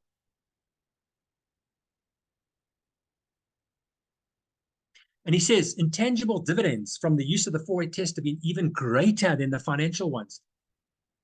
We've increased the moral character of our people. We actually like each other. We trust each other. And he says you need to constantly apply the 4-way test. It's not just a work thing, it's a life thing. We apply it everywhere. When we're socializing at home, in the workplace, we then become a better father, friend, and citizen. A whole lot of articles have been published on Taylor. He was on the cover of Newsweek.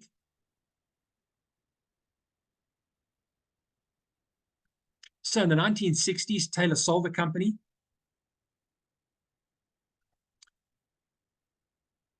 And he died 1st of May, 1978. He stayed in Michigan. In Michigan, they've actually created a statue of Herbert Taylor. And a whole lot of people paid tribute to him. I just want to read a bit about this article where they paid tribute to him. The 4-way test spread like wildfire because it was the ideal medium to fill a vast ethical vacuum. During his year as president, he made the test one of his special objectives. More than 400,000 copies of the 4-way test were distributed in 2 years. Since its inception, the test has stirred debate as to whether it's really possible to live by its tenets in a world of cutthroat competition and conflict. His life is living proof that it's indeed possible. One of his favorite biblical quotes was, where there's no vision, the people perish. His mission in life was to imbue people with his personal vision and all that the world could be. Years later, a French governor said of the 4-way test, to say yes, you have to sweat and roll up your sleeves and plunge both hands into life up to the elbows. It is easy to say no, even if saying no means death. Herbert Taylor plunged in up to one's elbows. He's a man who said yes. Okay, year 2000, sales began to decline. You know, they always prided themselves, Club Aluminium, in being the first to use aluminium and so on. They were the first to use Teflon, but they didn't do it properly and was flaking off, and people were being poisoned and getting sick. So, of course, what do? Let's increase prices, just like most companies are doing now. Prices are going up and up and up. How are people surviving? They went out of business, but the test lives on. Buzz Aldrin, the astronaut, planted the test on the moon, allegedly. It's being used in Tanzania, Ghana, India, Brazil, Philippines, Cape Province. In South Africa, the Rotarians secured government consent to introduce the test in all the schools in the Cape Province. Why not all the schools? And it appears all over the world in highway billboards. While you're driving, you'll see this big billboard, four-way test, four-way test. I've yet to see one in South Africa. Maybe there'll be some in Cape Town, I don't know.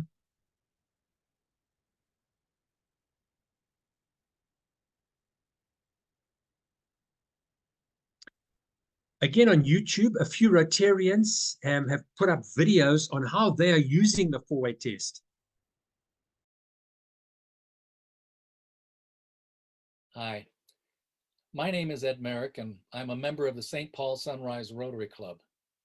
My four-way test experience I want to share with you actually comes from a fellow Rotarian. At a training for facilitators we held, she shared that the most important aspect of Rotary for her is the four-way test. When we asked her to expand on her remarks, she responded in this way: as humans, we need a regular reminder of the need for morality. So much of society has been, and I assume always will be, lacking a strong moral compass. As Rotarians, our four-way test is our small way to be reminded that no matter who you are, where you live, who or what you worship, we are bearers of truth and fairness. We're concerned for others, and we reach out the hand of friendship. To truly be a Rotarian, we must not only ask if it is the truth, we must be the truth. Be fair to all concerned. Build goodwill and better friendships. Be beneficial to all concerned. Our society is so full of lies, misdirections, and omissions of facts that we need to build an army of truth tellers. As a fraud examiner, I see so much false information, financial thefts from vulnerable people, and dishonesty by so many that for me, reciting the four-way test at each Rotary meeting is a refreshing break in my week. I strive to live the four-way test, to draw it out in my colleagues, clients, friends, and family members. Let's all take this as a reminder to fully embrace the four-way test. Thank you.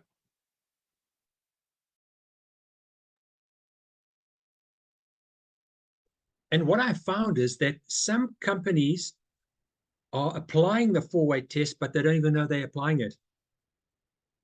And when I say that, they're not using the four sentences, but the gist of it is there. Take Anglo-American. This is from their code of ethics. So you'll notice that they have 7 parts. If you read them, is it legal?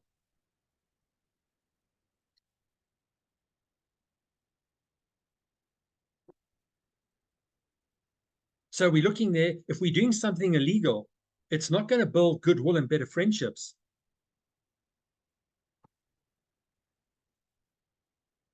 Does it comply with the code?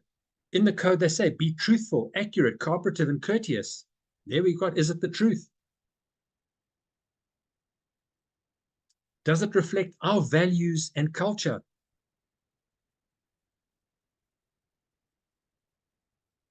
Is it fair to all concerned? And then, could it badly affect Anglo-American if everyone did it?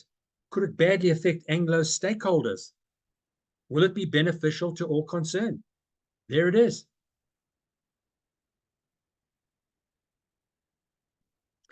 We look at Walgreens, they're the equivalent of our Discam. On their website, it's a company founded on principles. Which principles? These principles.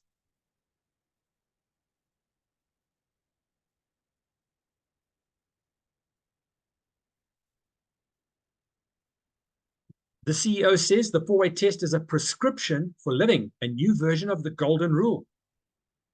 You could call it a sleep at night test. I always tell people at Walgreens, you don't need to ask permission to do the right thing. Just do it because you know it's the right thing. When people do fraud, unethical things, they know what they're doing. But they've got this good reason to do it. It's for my sister. My sister couldn't make it, so I took an extra item for her. I stole the item. She can't say she didn't know she's stealing. We use the 4-way test as a compass around here. And that's why Anglo's got the compass on their code of conduct, code of ethics. At Walgreens, they've got signs up, placards on desks, posters about the 4-way test to remind people constantly. Otherwise, it's out of sight, out of mind. In this book, Above the Board, they talk about Walgreens. There's a whole chapter on Walgreens.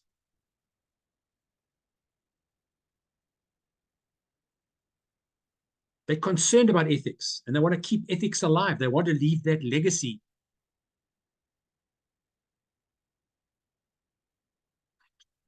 The former CEO says we're trying to have the same culture as a small town. And this ethical culture is what's kept me at Walgreens for almost 40 years. He says in the 1950s, a farmer could leave his corn on a stand unattended for hours with a cash box, 20 cents per year. Can you imagine in South Africa? You'd come back, the money box is gone, the money's gone, the corn's gone, the table's gone, nothing left.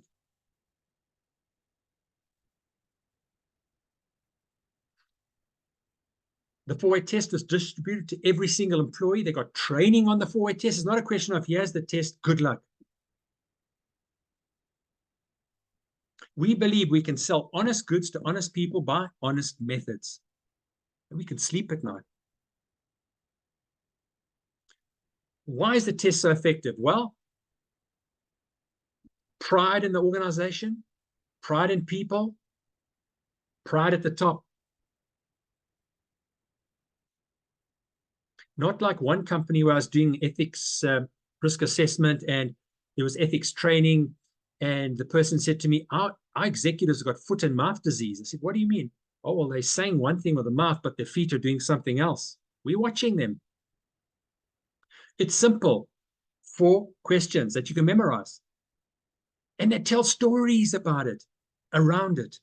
The test is alive. They celebrate when people are caught doing something good. This person posted on LinkedIn. He works at Walgreens. 25 years ago, I started day 1 with Walgreens. And look what he posts. He doesn't post a picture of himself or his desk. The block, the 4-way test. That's what keeps him at Walgreens.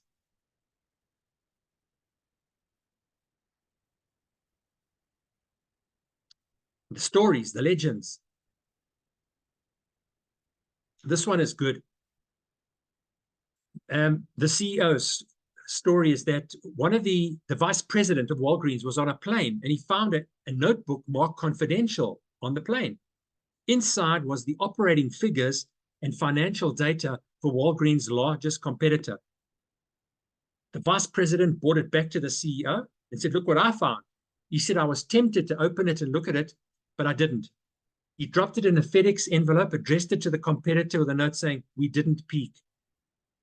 2 days later, he received a call from the competitor's chairman to say, I'm so glad that someone from Walgreens found the book because you guys do the right thing.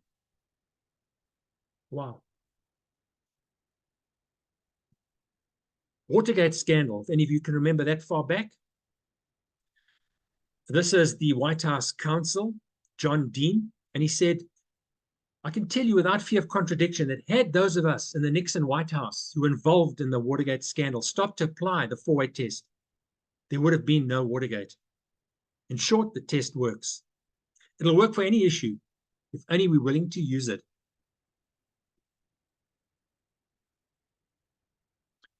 A quote from Bill Donahue, a leadership strategy without ethical clarity produces moral and economic bankruptcy. Just look at Tongaat Hewlett and Steinhoff.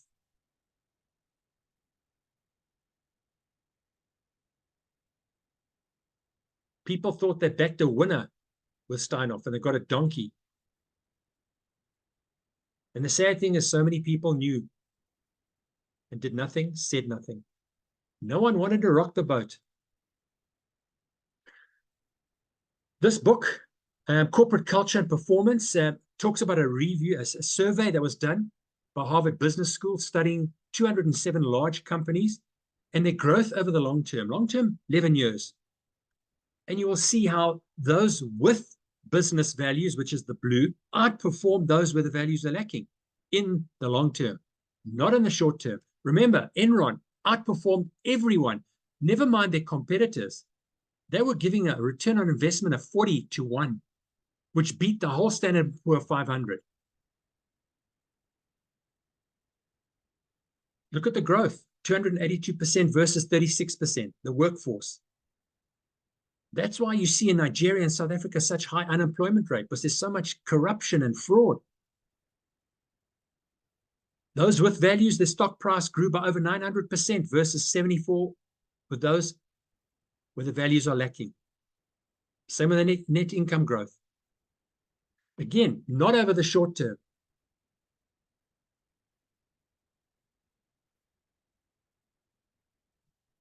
Another website you can visit, Ethisphere. Global leader in defining and advancing standards of ethical business practices. And they look at companies over 5 years. Those with values tend to outperform those where the values are lacking.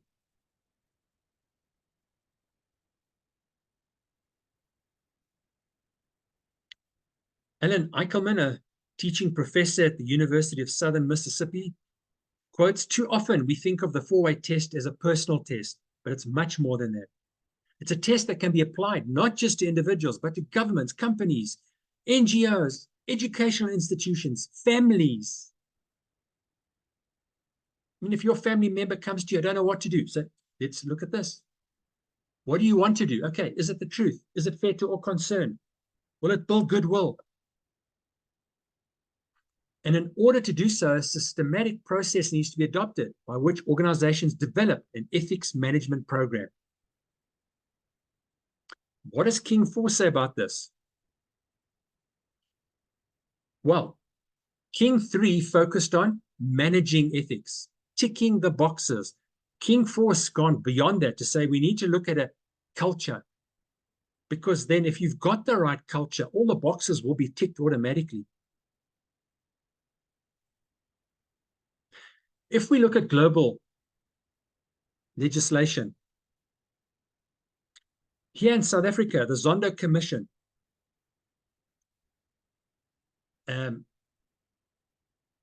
has stated that we need to introduce what's called a failure to prevent corruption offense, which is going to be part of the PRECA Act, Prevention and Combating of Corrupt Activities Act. I see it coming through this year, but they're not telling people how they're going to be evaluated. But this failure to prevent corruption offense is based on the UK Bribery Act, so which means we need to look at what does the UK Bribery Act say.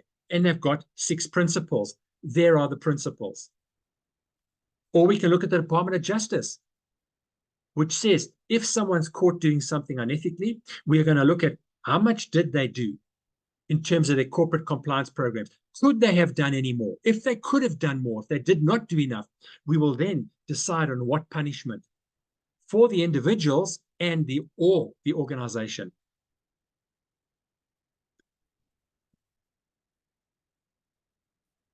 Okay, so there is the summary. It's going to be part of the PRECA Act.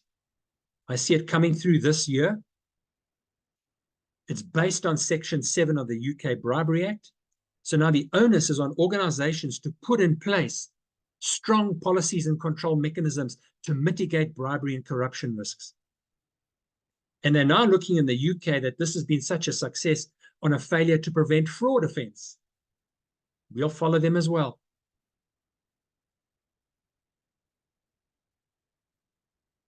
So there are the links where you can go and download the UK Bribery Act. These are the 6 principles in a nutshell. Proportionate procedures. You need adequate policies and procedures depending on the size and type of organization. Then you need tone at the top level commitment.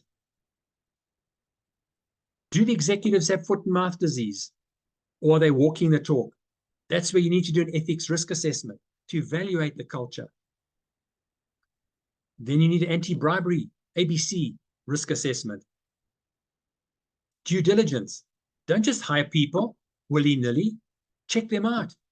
Gone are the days where we can say, oh, that was my agent in Nigeria. I didn't know he paid bribes. He's your agent. You should have checked him out.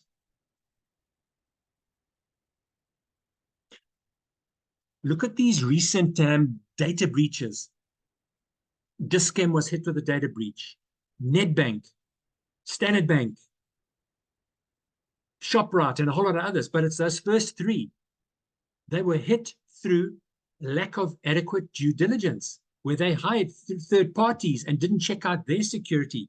That's how the criminals got into the banks and Dis-Chem, through their third parties. Adequate communication, which includes training and awareness. And then monitoring and review. How often do you review? How often do you monitor? And the Department of Justice is very similar.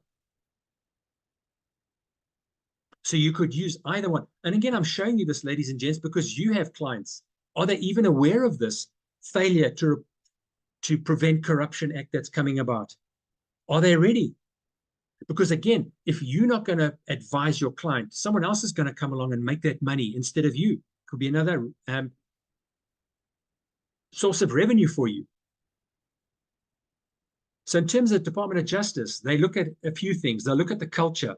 What is your culture like? Is it strong? Is it visible? Is it explicit? Does your compliance team have adequate stature, funding, resources? Do they have the money to do an ethics risk assessment? It's no good having a compliance department just to tick the box, but you don't give them any money and they can't do what they're supposed to do. Then education. How frequent are people attending training? Is it once a year, once every 2 years? They want regular, monthly things. Do you train your third parties? Is it practical? What about governance? Are there adequate policies and procedures? Do people know where to find them? Can they understand them? Have they had training on them? When last were they reviewed? 10 years ago? Last year?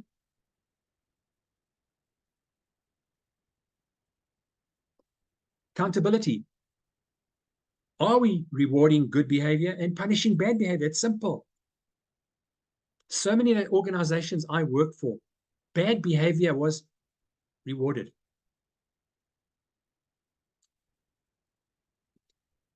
Oh no, we know this person is stealing or he's doing certain things that are questionable, but he's a rainmaker. He's bringing in the money, so we overlook it. They don't realize other people are looking at him and saying, well, if he can do all these things, I can also do those things. So if we look at the Association of Certified Fraud Examiners, they've got what's called the fraud tree. You look at 3 categories. So I'm just showing you that corruption is a form of fraud. It sits under the fraud tree. There's asset misappropriation, fraudulent statements, and corruption.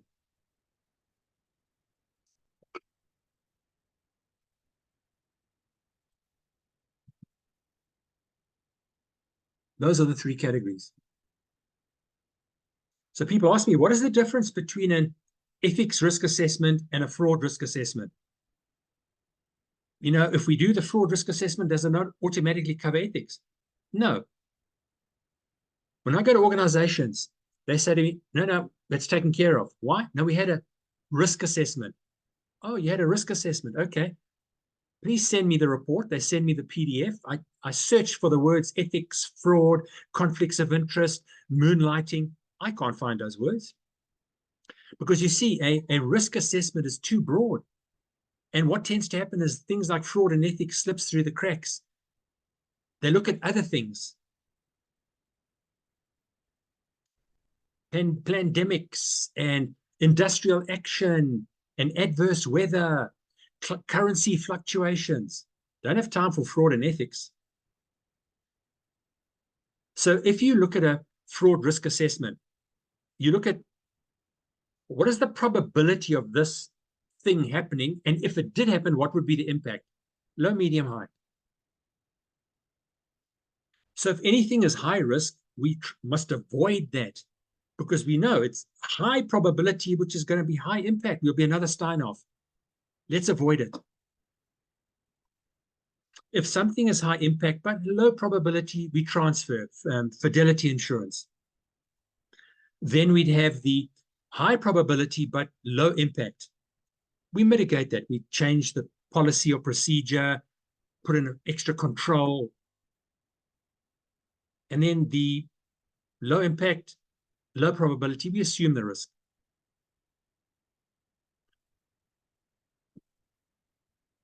So to put it in a nutshell, a fraud risk assessment looks at impact and probability and shows that is your fraud risk or your corruption risk. Now, usually I ask people, have any of you been involved with a risk assessment, either in the risk assessment itself, the fraud risk assessment, or in the feedback session to the client? And the people that say, yes, I've been involved in it, I say, were people excited? So when you're reporting back, no, they were not excited. Because basically what a fraud risk assessment does is show the organization where it's most vulnerable to having fraud. Where are you most susceptible to having fraud? It's not showing you where your fraud is. It's not looking for fraud.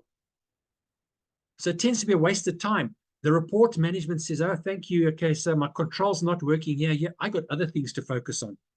I got other fires to put out. So it gets put on a shelf and nothing is action. Gathers dust. Now, how do you get, it's important. I'm not saying don't do it.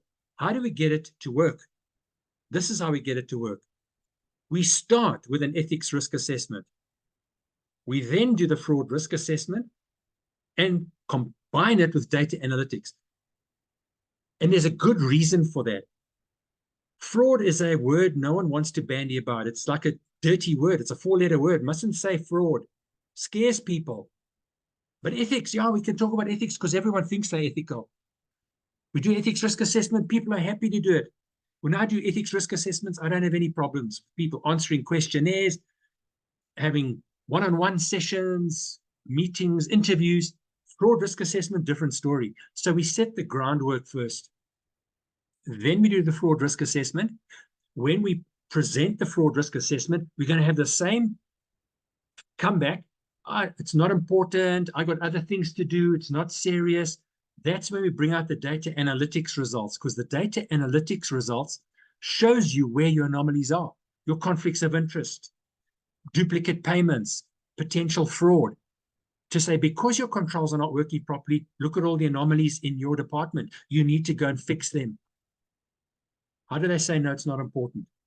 Data analytics is simply using an Excel spreadsheet, if you don't have ACL or IDEA, to analyze your data, your master files, your vendor master file, your employee master file. You look for similarities between them, and then you look at your transaction files. That's it. So I've given you the difference between an ethics risk assessment, a fraud risk assessment, and 6 good reasons to start with the ethics risk assessment. Sets the tone. We're thinking beyond mere compliance. Focusing first on ethics, people become more receptive to addressing situations that could result in fraud or corruption. Looking at behaviors. Looking at legal and regulatory compliance. And then more participation. People enjoy the ethics risk assessment, and that sets the tone for the fraud risk assessment. Sorry, let me just go and get rid of my dog.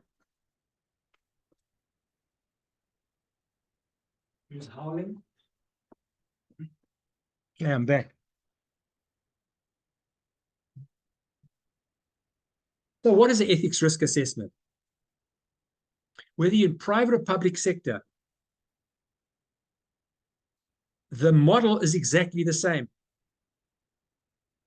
Identical.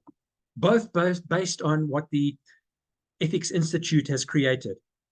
It's a model that works perfectly. And that's why I'm saying to you, ladies and gents, I don't know if you do tax, accounting, bookkeeping, why not have an extra revenue stream? It's called ethics risk assessment. I've seen it called integrity risk assessment, maturity assessment, compliance assessment, ethical culture maturity assessment. They're all the same thing. all the big four offering this. And when we talk about a revenue stream, it's good money. And the ethics risk assessment gets done once every 3 years. So it's every 3 years this needs to be done, as opposed to the fraud risk assessment, which is ongoing. So let me show you an example. The National Lottery Fund. Company made millions advising corruption-riddled lottery on ethics. That's why I say we need to do due diligence on our customers, our vendors. This company took on the lottery fund knowing that all the senior people had been suspended or fired. The risk manager, the CEO, the chief operations officer, the procurement director, all of them. I wouldn't want to do business with that organization. Now, this company, who made millions by advising the corruption-riddled lottery, is being investigated by the Special Investigations Unit. I don't want that. Look what they charged for an ethics risk assessment, 1.7 million. If I do an ethics risk assessment, it's in the region of 350, 400,000. Now, I just want to show you, are you getting less because it's 300,000 compared to 1.7? Company in Namibia went out to tender for a fraud risk assessment. Now, generally, a fraud risk assessment, ethics risk assessment, takes the same amount of time, costs the same amount of money. It's the same effort, hours put in. So the cheapest bid was 293,000. I, at that stage, was at Grant Thornton. My bid was second, 303,000, 10,000 rand difference. PwC, 900,000, KPMG, 2.5 million for the same thing. So the first one was excluded because their certificate of good standing was invalid. Ours was valid, so we were awarded the tender. But I'm just showing you what you could pay and what's being charged for these type of things. So you could come in at the 300,000-400,000 mark, giving the same service that these 1 and 2 millions are charging. Just that we'll have a different logo on the report. So let me explain it to you, in case you want to go to your clients and say, we could do this for you. It's 4 parts. You'll see 1, 2, 3, 4. Simple. Number 1, we look at leadership commitment. If the leaders are not committed, it's not going to work. I can tell you that right now. So we need leadership commitment. So we look at what is the commitment like. Are the leaders actually mentioning the word ethics? Are they attending training when it comes to ethics? Are they having town hall meetings, talking about ethics, showing that it's actually important, it's on our agenda? Then we look at the governance structure. Who owns this thing called ethics management? Is it EXCO? Audit committee? Is it the social and ethics committee? If you don't have a social and ethics committee, who's running with it? Maybe the risk committee, audit committee. It needs to sit somewhere. Somebody needs to take ownership. Then we move down to ethics management. Ideally, we need an ethics office to manage this. But at many of my clients, it's the risk department that runs with it. I deal with the risk director or the risk manager because they don't have a dedicated ethics risk officer or risk ethics department. And you'll notice now we have 5 parts. The first part is the ethics risk assessment. That's what we've been talking about now. That's the key, because that ethics risk assessment assesses every single part and shows you what's working and what's not working. And that's the whole idea. So many times auditors come in and say, this is broken, this is not working. It's just, here's Mr. Bad News. Whereas the ethics risk assessment looks at your risks, what's not working and how to fix it, and then your opportunities. What is working? Let's build on that. And it's done through quantitative analysis. We do survey, and qualitative interviews, maturity assessment, and various document review. Out of that ethics risk assessment comes an ethics strategy document. Here's our ethics strategy. This is what we're aiming for. This is who we are about. This is what our culture needs to be based on.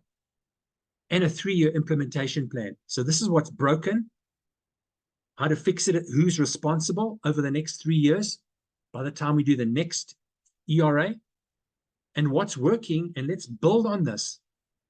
And let's hope in the 3 years' time it's all looking good. Then the code and various policies. Do we have a world-class code of ethics? We benchmark it to best practice. What should be in a code of ethics? What is the length of a code of ethics? How many words should there be? Best practices between 8 and 10,000 words. Less than 8,000, you're going to be missing out on key things. Over 10,000, it's waffling and people aren't going to read it. Does it mention conflicts of interest? Gift acceptance? Moonlighting? Should be in the code of ethics. And then institutionalization. How do we make this come to life? So we do it through proactive and reactive means. Proactive would be your ethics awareness campaigns, ethics helplines, ethics help desks, training on ethical decision making, what we've been looking at today.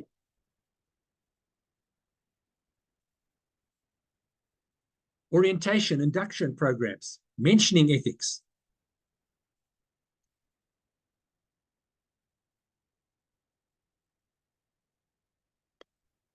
And then, of course, the reactive side of it.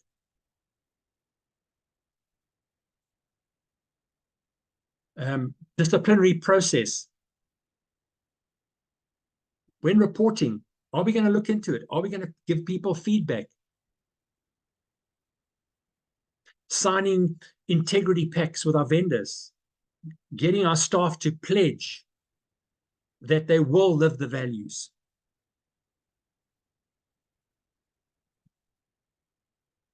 And that's where the 4-way test comes into it. That's your decision-making process. And then monitoring and reporting. The ethics office or officer needs to report on a monthly basis up to number 2, the governance structure. Then your independent assessment and external reporting. That's where internal audit fits into it. The external auditor would look at the various reports. Annual report, sustainability report, integrated report. Whereas internal audit looks at that whole process. Is it working? Internal audit should not do the ethics risk assessment because then they're auditing their own work. And then they would report up to the governance structure. So all of that together would impact the culture of the organization. Because the desired outcome is a strong ethical culture. And again, it's not a buffet table where we can pick and choose. All of this needs to work together. That's why you do the ethics risk assessment, to see what's working, what's not working, come up with a plan. This is the 3 years. This is what needs to be fixed. This is who's responsible. HR here, forensics there, procurement there, ethics office here, internal audit there. So I want to give you an example of an organization that takes ethics seriously. It's Tata. Now people think, Tata, that funny little motor car? Well, Tata is no longer a funny little motor car. The Tata Corporation owns Land Rover, they own Jaguar. So if you're driving a Land Rover Jaguar, you're driving something owned by Tata. Look at all the companies, biggest corporation in India. Their goal, to improve the quality of life of the communities we serve globally through long-term stakeholder value creation. 150 billion turnover. Employ over 1 million people. Ratan Tata, he's dead now. He says, I want to leave a legacy. Apart from the values and ethics which I've tried to live by, the legacy I'd like to leave is a very simple one, that I've always stood up for what I consider to be the right thing. And I've tried to be fair and equitable as I could be. Basically what we've been talking about. Every year, every single year, they have an ethics month. Not a day, a month. Throughout the Tata Corporation. and they're proud of it, and they share their videos on YouTube and LinkedIn. Let me show you one of them.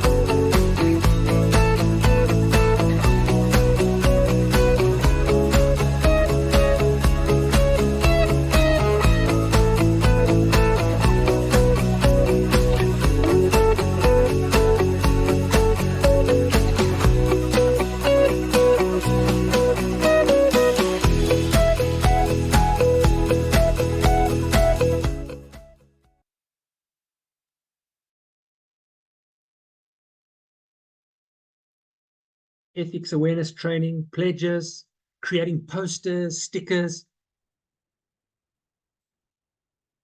I did ethics and fraud champion training for a bank. And what we did, they had various branches, and we got each branch representatives. These are their ethics compliance officers or fraud champions. They designed their own posters. Now we've got buy-in. It's not head office designing the poster and saying, now here, take this poster designed by us and put it up. No, this is ours. Each person, each group would design the poster and say, this is why we designed the poster. And they would then explain to us what all these pieces mean, send it to the studio, and the studio designed all these posters. So they had about 11, 12 branches, and they loved these posters because it's, hey, I created this. I'm going to make sure it's up. I'm going to make sure people know what it says and that they're attending the training. And then we realized, hey, these people are really passionate about this. And we don't just want Port Elizabeth branch to see the Port Elizabeth poster and Cape Town to see the Cape Town. Made a calendar. Each month was each branch's different poster and sent that out to everybody in the bank. And you'll notice here, the slogan was, ethics begins with me.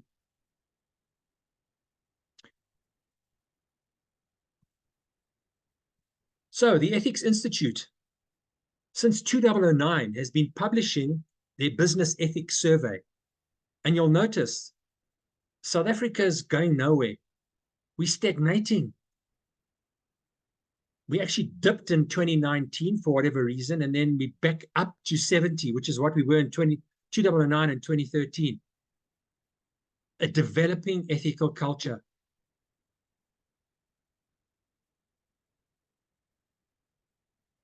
More needs to be done. That's what the report says. Ethics is not being entrenched. And people can get despondent. These are the headlines I'm seeing. Crisis of ethics in South African private sector.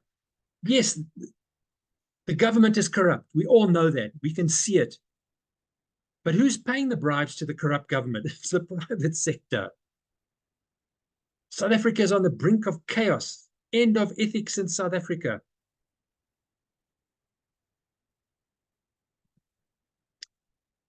This survey was published last year, Organizational Culture and Ethics Report. They interviewed chief audit executives. Organizational culture is among the biggest contributors to wrongdoing, as well as the biggest defense to keep it from happening. And that's what's broken in so many companies, the ethical culture. And they found that most companies are not making ethics a priority. Just 20% of surveyed organizations had conducted an assessment of their culture. That means 80% have not. And they were more worried about qualitative than quantitative. Remember, qualitative is face-to-face. If I'm having an interview, I'm going to be careful about what I'm saying because I don't want victimization, whereas quantitative is anonymous. We need to take both and look at them. Root cause of fraud is a lack of ethics in the workplace. These two people did a study on corporate ethics, and they say to create an ethical organizational environment, and the company must start with an effective code of conduct, which most organizations have, tick the box, built on core values. You go into many organizations, what are your values? People don't know, or they know, they can tell you what they are, but they don't know what they mean. And then, of course, tone at the top.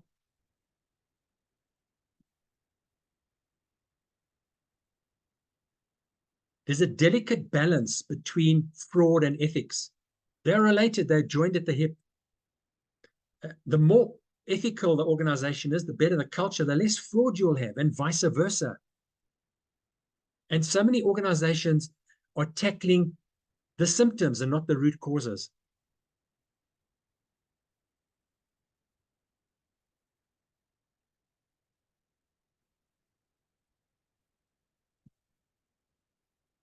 At one of my previous sessions, Tendi said this presentation has shown us that ethics is under attack, but also that there's hope. Because so many times I finish my presentations and people are despondent. They see all those negative headlines. And they're saying, where's the hope?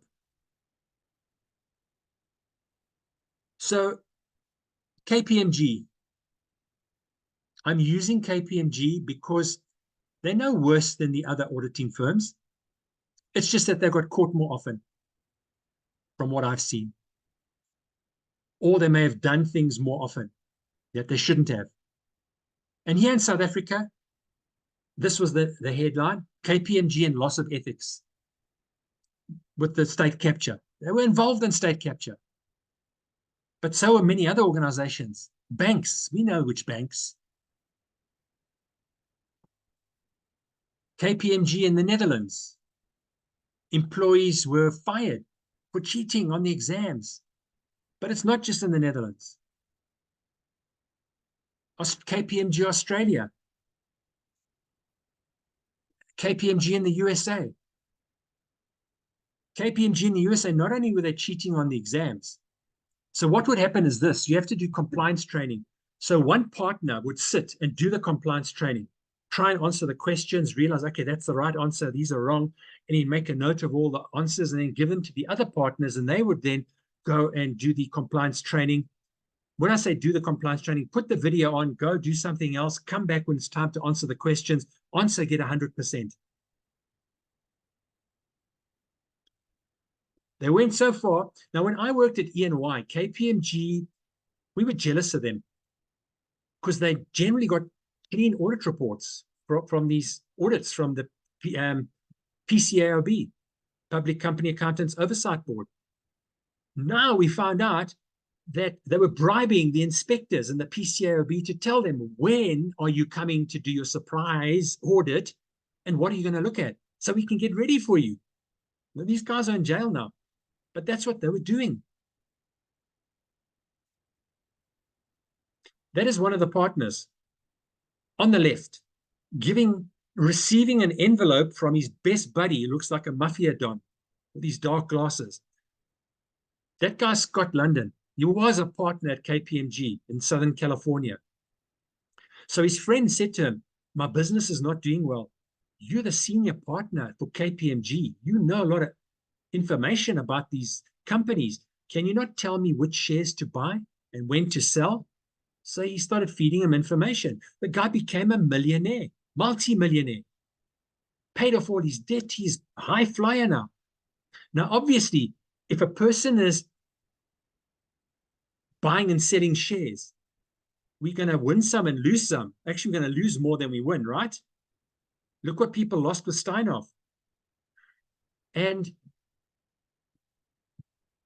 the stock exchange reported him to the SEC, who reported him to the FBI, and the FBI simply followed him, saw meeting this guy in a parking lot, and he received an envelope. Oh, this is a partner at KPMG. They went and arrested him and said, what was in that envelope? $5,000. For what? Oh, well, I gave my friends some advice over the last year or two to buy and sell. They said, yes, we know. We've been watching him. And they said, why was he giving you $5,000? He said, because, did you need it? Yeah, I don't need it. I'm a millionaire. Scott London owns a wine farm in California. He doesn't need $5,000. He said, the money's still in that envelope in my drawer at home. So why did you take it? He says, because my friend was insistent. He was so grateful that I bailed him out, and he's now a multi-millionaire, that he forced me to take that money. And that's why I met with him. So Scott London was fired from KPMG. Think of what he put his family through, his wife, his kids. He's now a jailbird. He spent 14 months in jail for giving inside information. Look what he did. He was part of tarnishing the reputation of KPMG. And all of us who are in that industry, they don't just say, oh, it's KPMG. It's look what accountants are doing.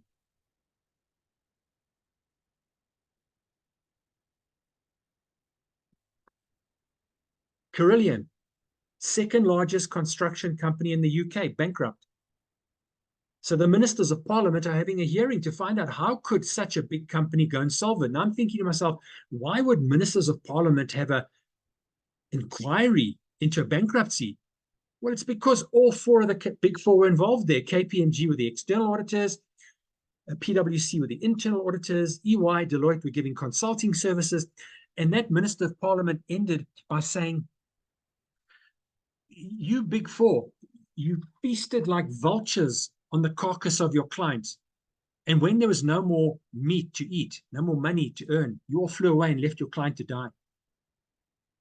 And he said to the KPMG partner, I wouldn't trust you to audit the contents of my fridge.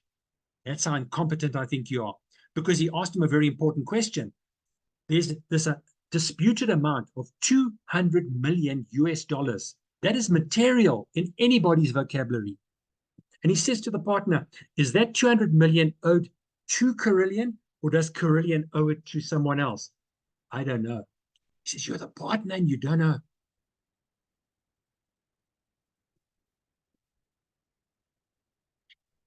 So KPMG, not good.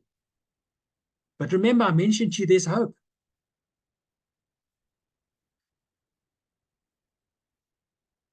This is the hope. Diana Kunz was a KPMG audit, still is a KPMG audit partner. And now this goes back to that case where they had bribed the PCAOB. So now the PCAOB informed her, this is when we're coming to do our surprise audit. She said, what? They've given us information in advance that we should not be privy to under any circumstance. We should never be notified from a regulator there was going to be an inspection of an engagement while that engagement is still being executed. Something's wrong. So she had choices. She could have kept quiet. I don't want to rock the boat. I don't want to be fired. We all know what happens to many whistleblowers, especially here in South Africa. Snitches get stitches and end up in ditches. That's the South African motto. She could have called the KPMG ethics hotline. She could have gone to the press, gone directly to the PCAOB, but she realized, hey, something's not right because the PCAOB have told me I don't know who to trust in the PCAOB. She could have gone to a lawyer. She could have gone to one of her bosses or her mentors, but she realized that her direct boss is part of that chain of command. He's a member of that circular trust that's being fed information by the PCAOB. Or there's a seventh option. She went to the partners right at the top in KPMG and said, this is what's happening in my district office. And they said, that's wrong. They started the internal investigation. She hasn't been fired. She's actually been promoted. We look now on LinkedIn and she's now gone from partner to deputy national audit industry leader to the banking capital markets section leader. We don't see that in the press. All we see is KPMG, bad, bad, bad, bad. They could have just fired her, but they didn't. They promoted her and fired the bad guys. The SEC fined KPMG 50 million. Now, in terms of whistleblower legislation in America, a whistleblower is entitled to a 30% part of that fee. We don't know if she's getting a part of it. We have no idea. She hasn't said anything, but she's still at KPMG and she's been promoted. That much we do know. So there's a positive side. It's not all doom and gloom. Final quote. Life is filled with choices and decisions. Learning to process and think through a situation is a critical life skill. Good decisions don't just happen. It's a learned skill. And I'm hoping that you've taken something away with this four-part test. Is it the truth? Is it fair to all concerned? Does it build goodwill? Is it beneficial to all concerned? And I want to give a final quote taken from Brunt Pretorius's book. I make difficult decisions within the framework of the principles and values I hold dear: fairness, openness, sincerity, candor, compassion, to inform my thinking and determine my behavior. I do my best to put distance between emotional and rational considerations. I agonize about what would be the best interests of the business in the long run and how to still honor my commitments to the well-being of my people. He said he had to retrench people when he went to McCarthy. It nearly killed him to do that. I pray, I consult with significant stakeholders and my confidants. What I like about his book, many of these autobiographies is, I am the greatest, I am the CEO of General Electric, and I do no wrong. I have the Midas touch. Everything I do is gold. Brunt said he struggled. He was nearly fired at McCarthy. The chairman eventually called him in and said, this is going nowhere. I'm going to get rid of you. And Brunt said, please, give me 6 more months. And he realized that he came with a Toyota mindset, but McCarthy is retail, and he's speaking the wrong language, and so on. And now he had to change himself. He had to look in that mirror and say, I have to change myself before I can expect anyone else to change. Thank you, ladies and gents. There's some more information on the 4-way test should you want to look at it. And also Rotary Africa. Maybe it's appealed to you and you want to maybe become a Rotarian. As I said, I'm not selling memberships. I'm just telling you, I like their 4-way test. It's a good test. It works. And I've left a few minutes for questions, if there are any. Are there any questions? There's a comment by Wesley. Always entertaining, informative, interesting, and thought-provoking, and packed with media and thoroughly researched material. Thanks, Mario. I love attending your talks. Thank you, Wesley. Thanks, Wesley. Anyone else want to comment or say anything or add a question? I think this talk actually started with all the answers. Now you've got to fill in the questions. Yeah. So on that score, Mario, really thank you for your time. Thank you for, as Wesley said, the thoroughness, your research, the background to all of this. It's fascinating, really topic. I don't know, sometimes you wonder in life whom you can actually trust and whom you can't. So I think that's the key. And thank you everybody for joining us. Thanks for the time that you put into it, Mario, and thank you everybody, and have a good evening. Your certificates will be on their way soon. That's the truth. There's a few more comments. Let's see if there's any extra questions. Yeah, sure, please. And it's just more. You can see them, Mario. Everyone's saying thank you. Oh yes, thank you. Kevin, Warren, Jerry, Alright. thank you. Yes. Yeah, and Appreciate then, it. yeah, we got the Echo, budgets. nice Presentation soon. Notice will be out at the end of the week, probably. You think the And we'll budget see you will have attended to all 4 points? That's going to be an interesting one. All right. Thank you, everyone, and hope you enjoy the rest of the day and Cheers, everyone. Escape some of the heat. Yes, go for a swim. Cheers. Great. Cheers, All right. everybody.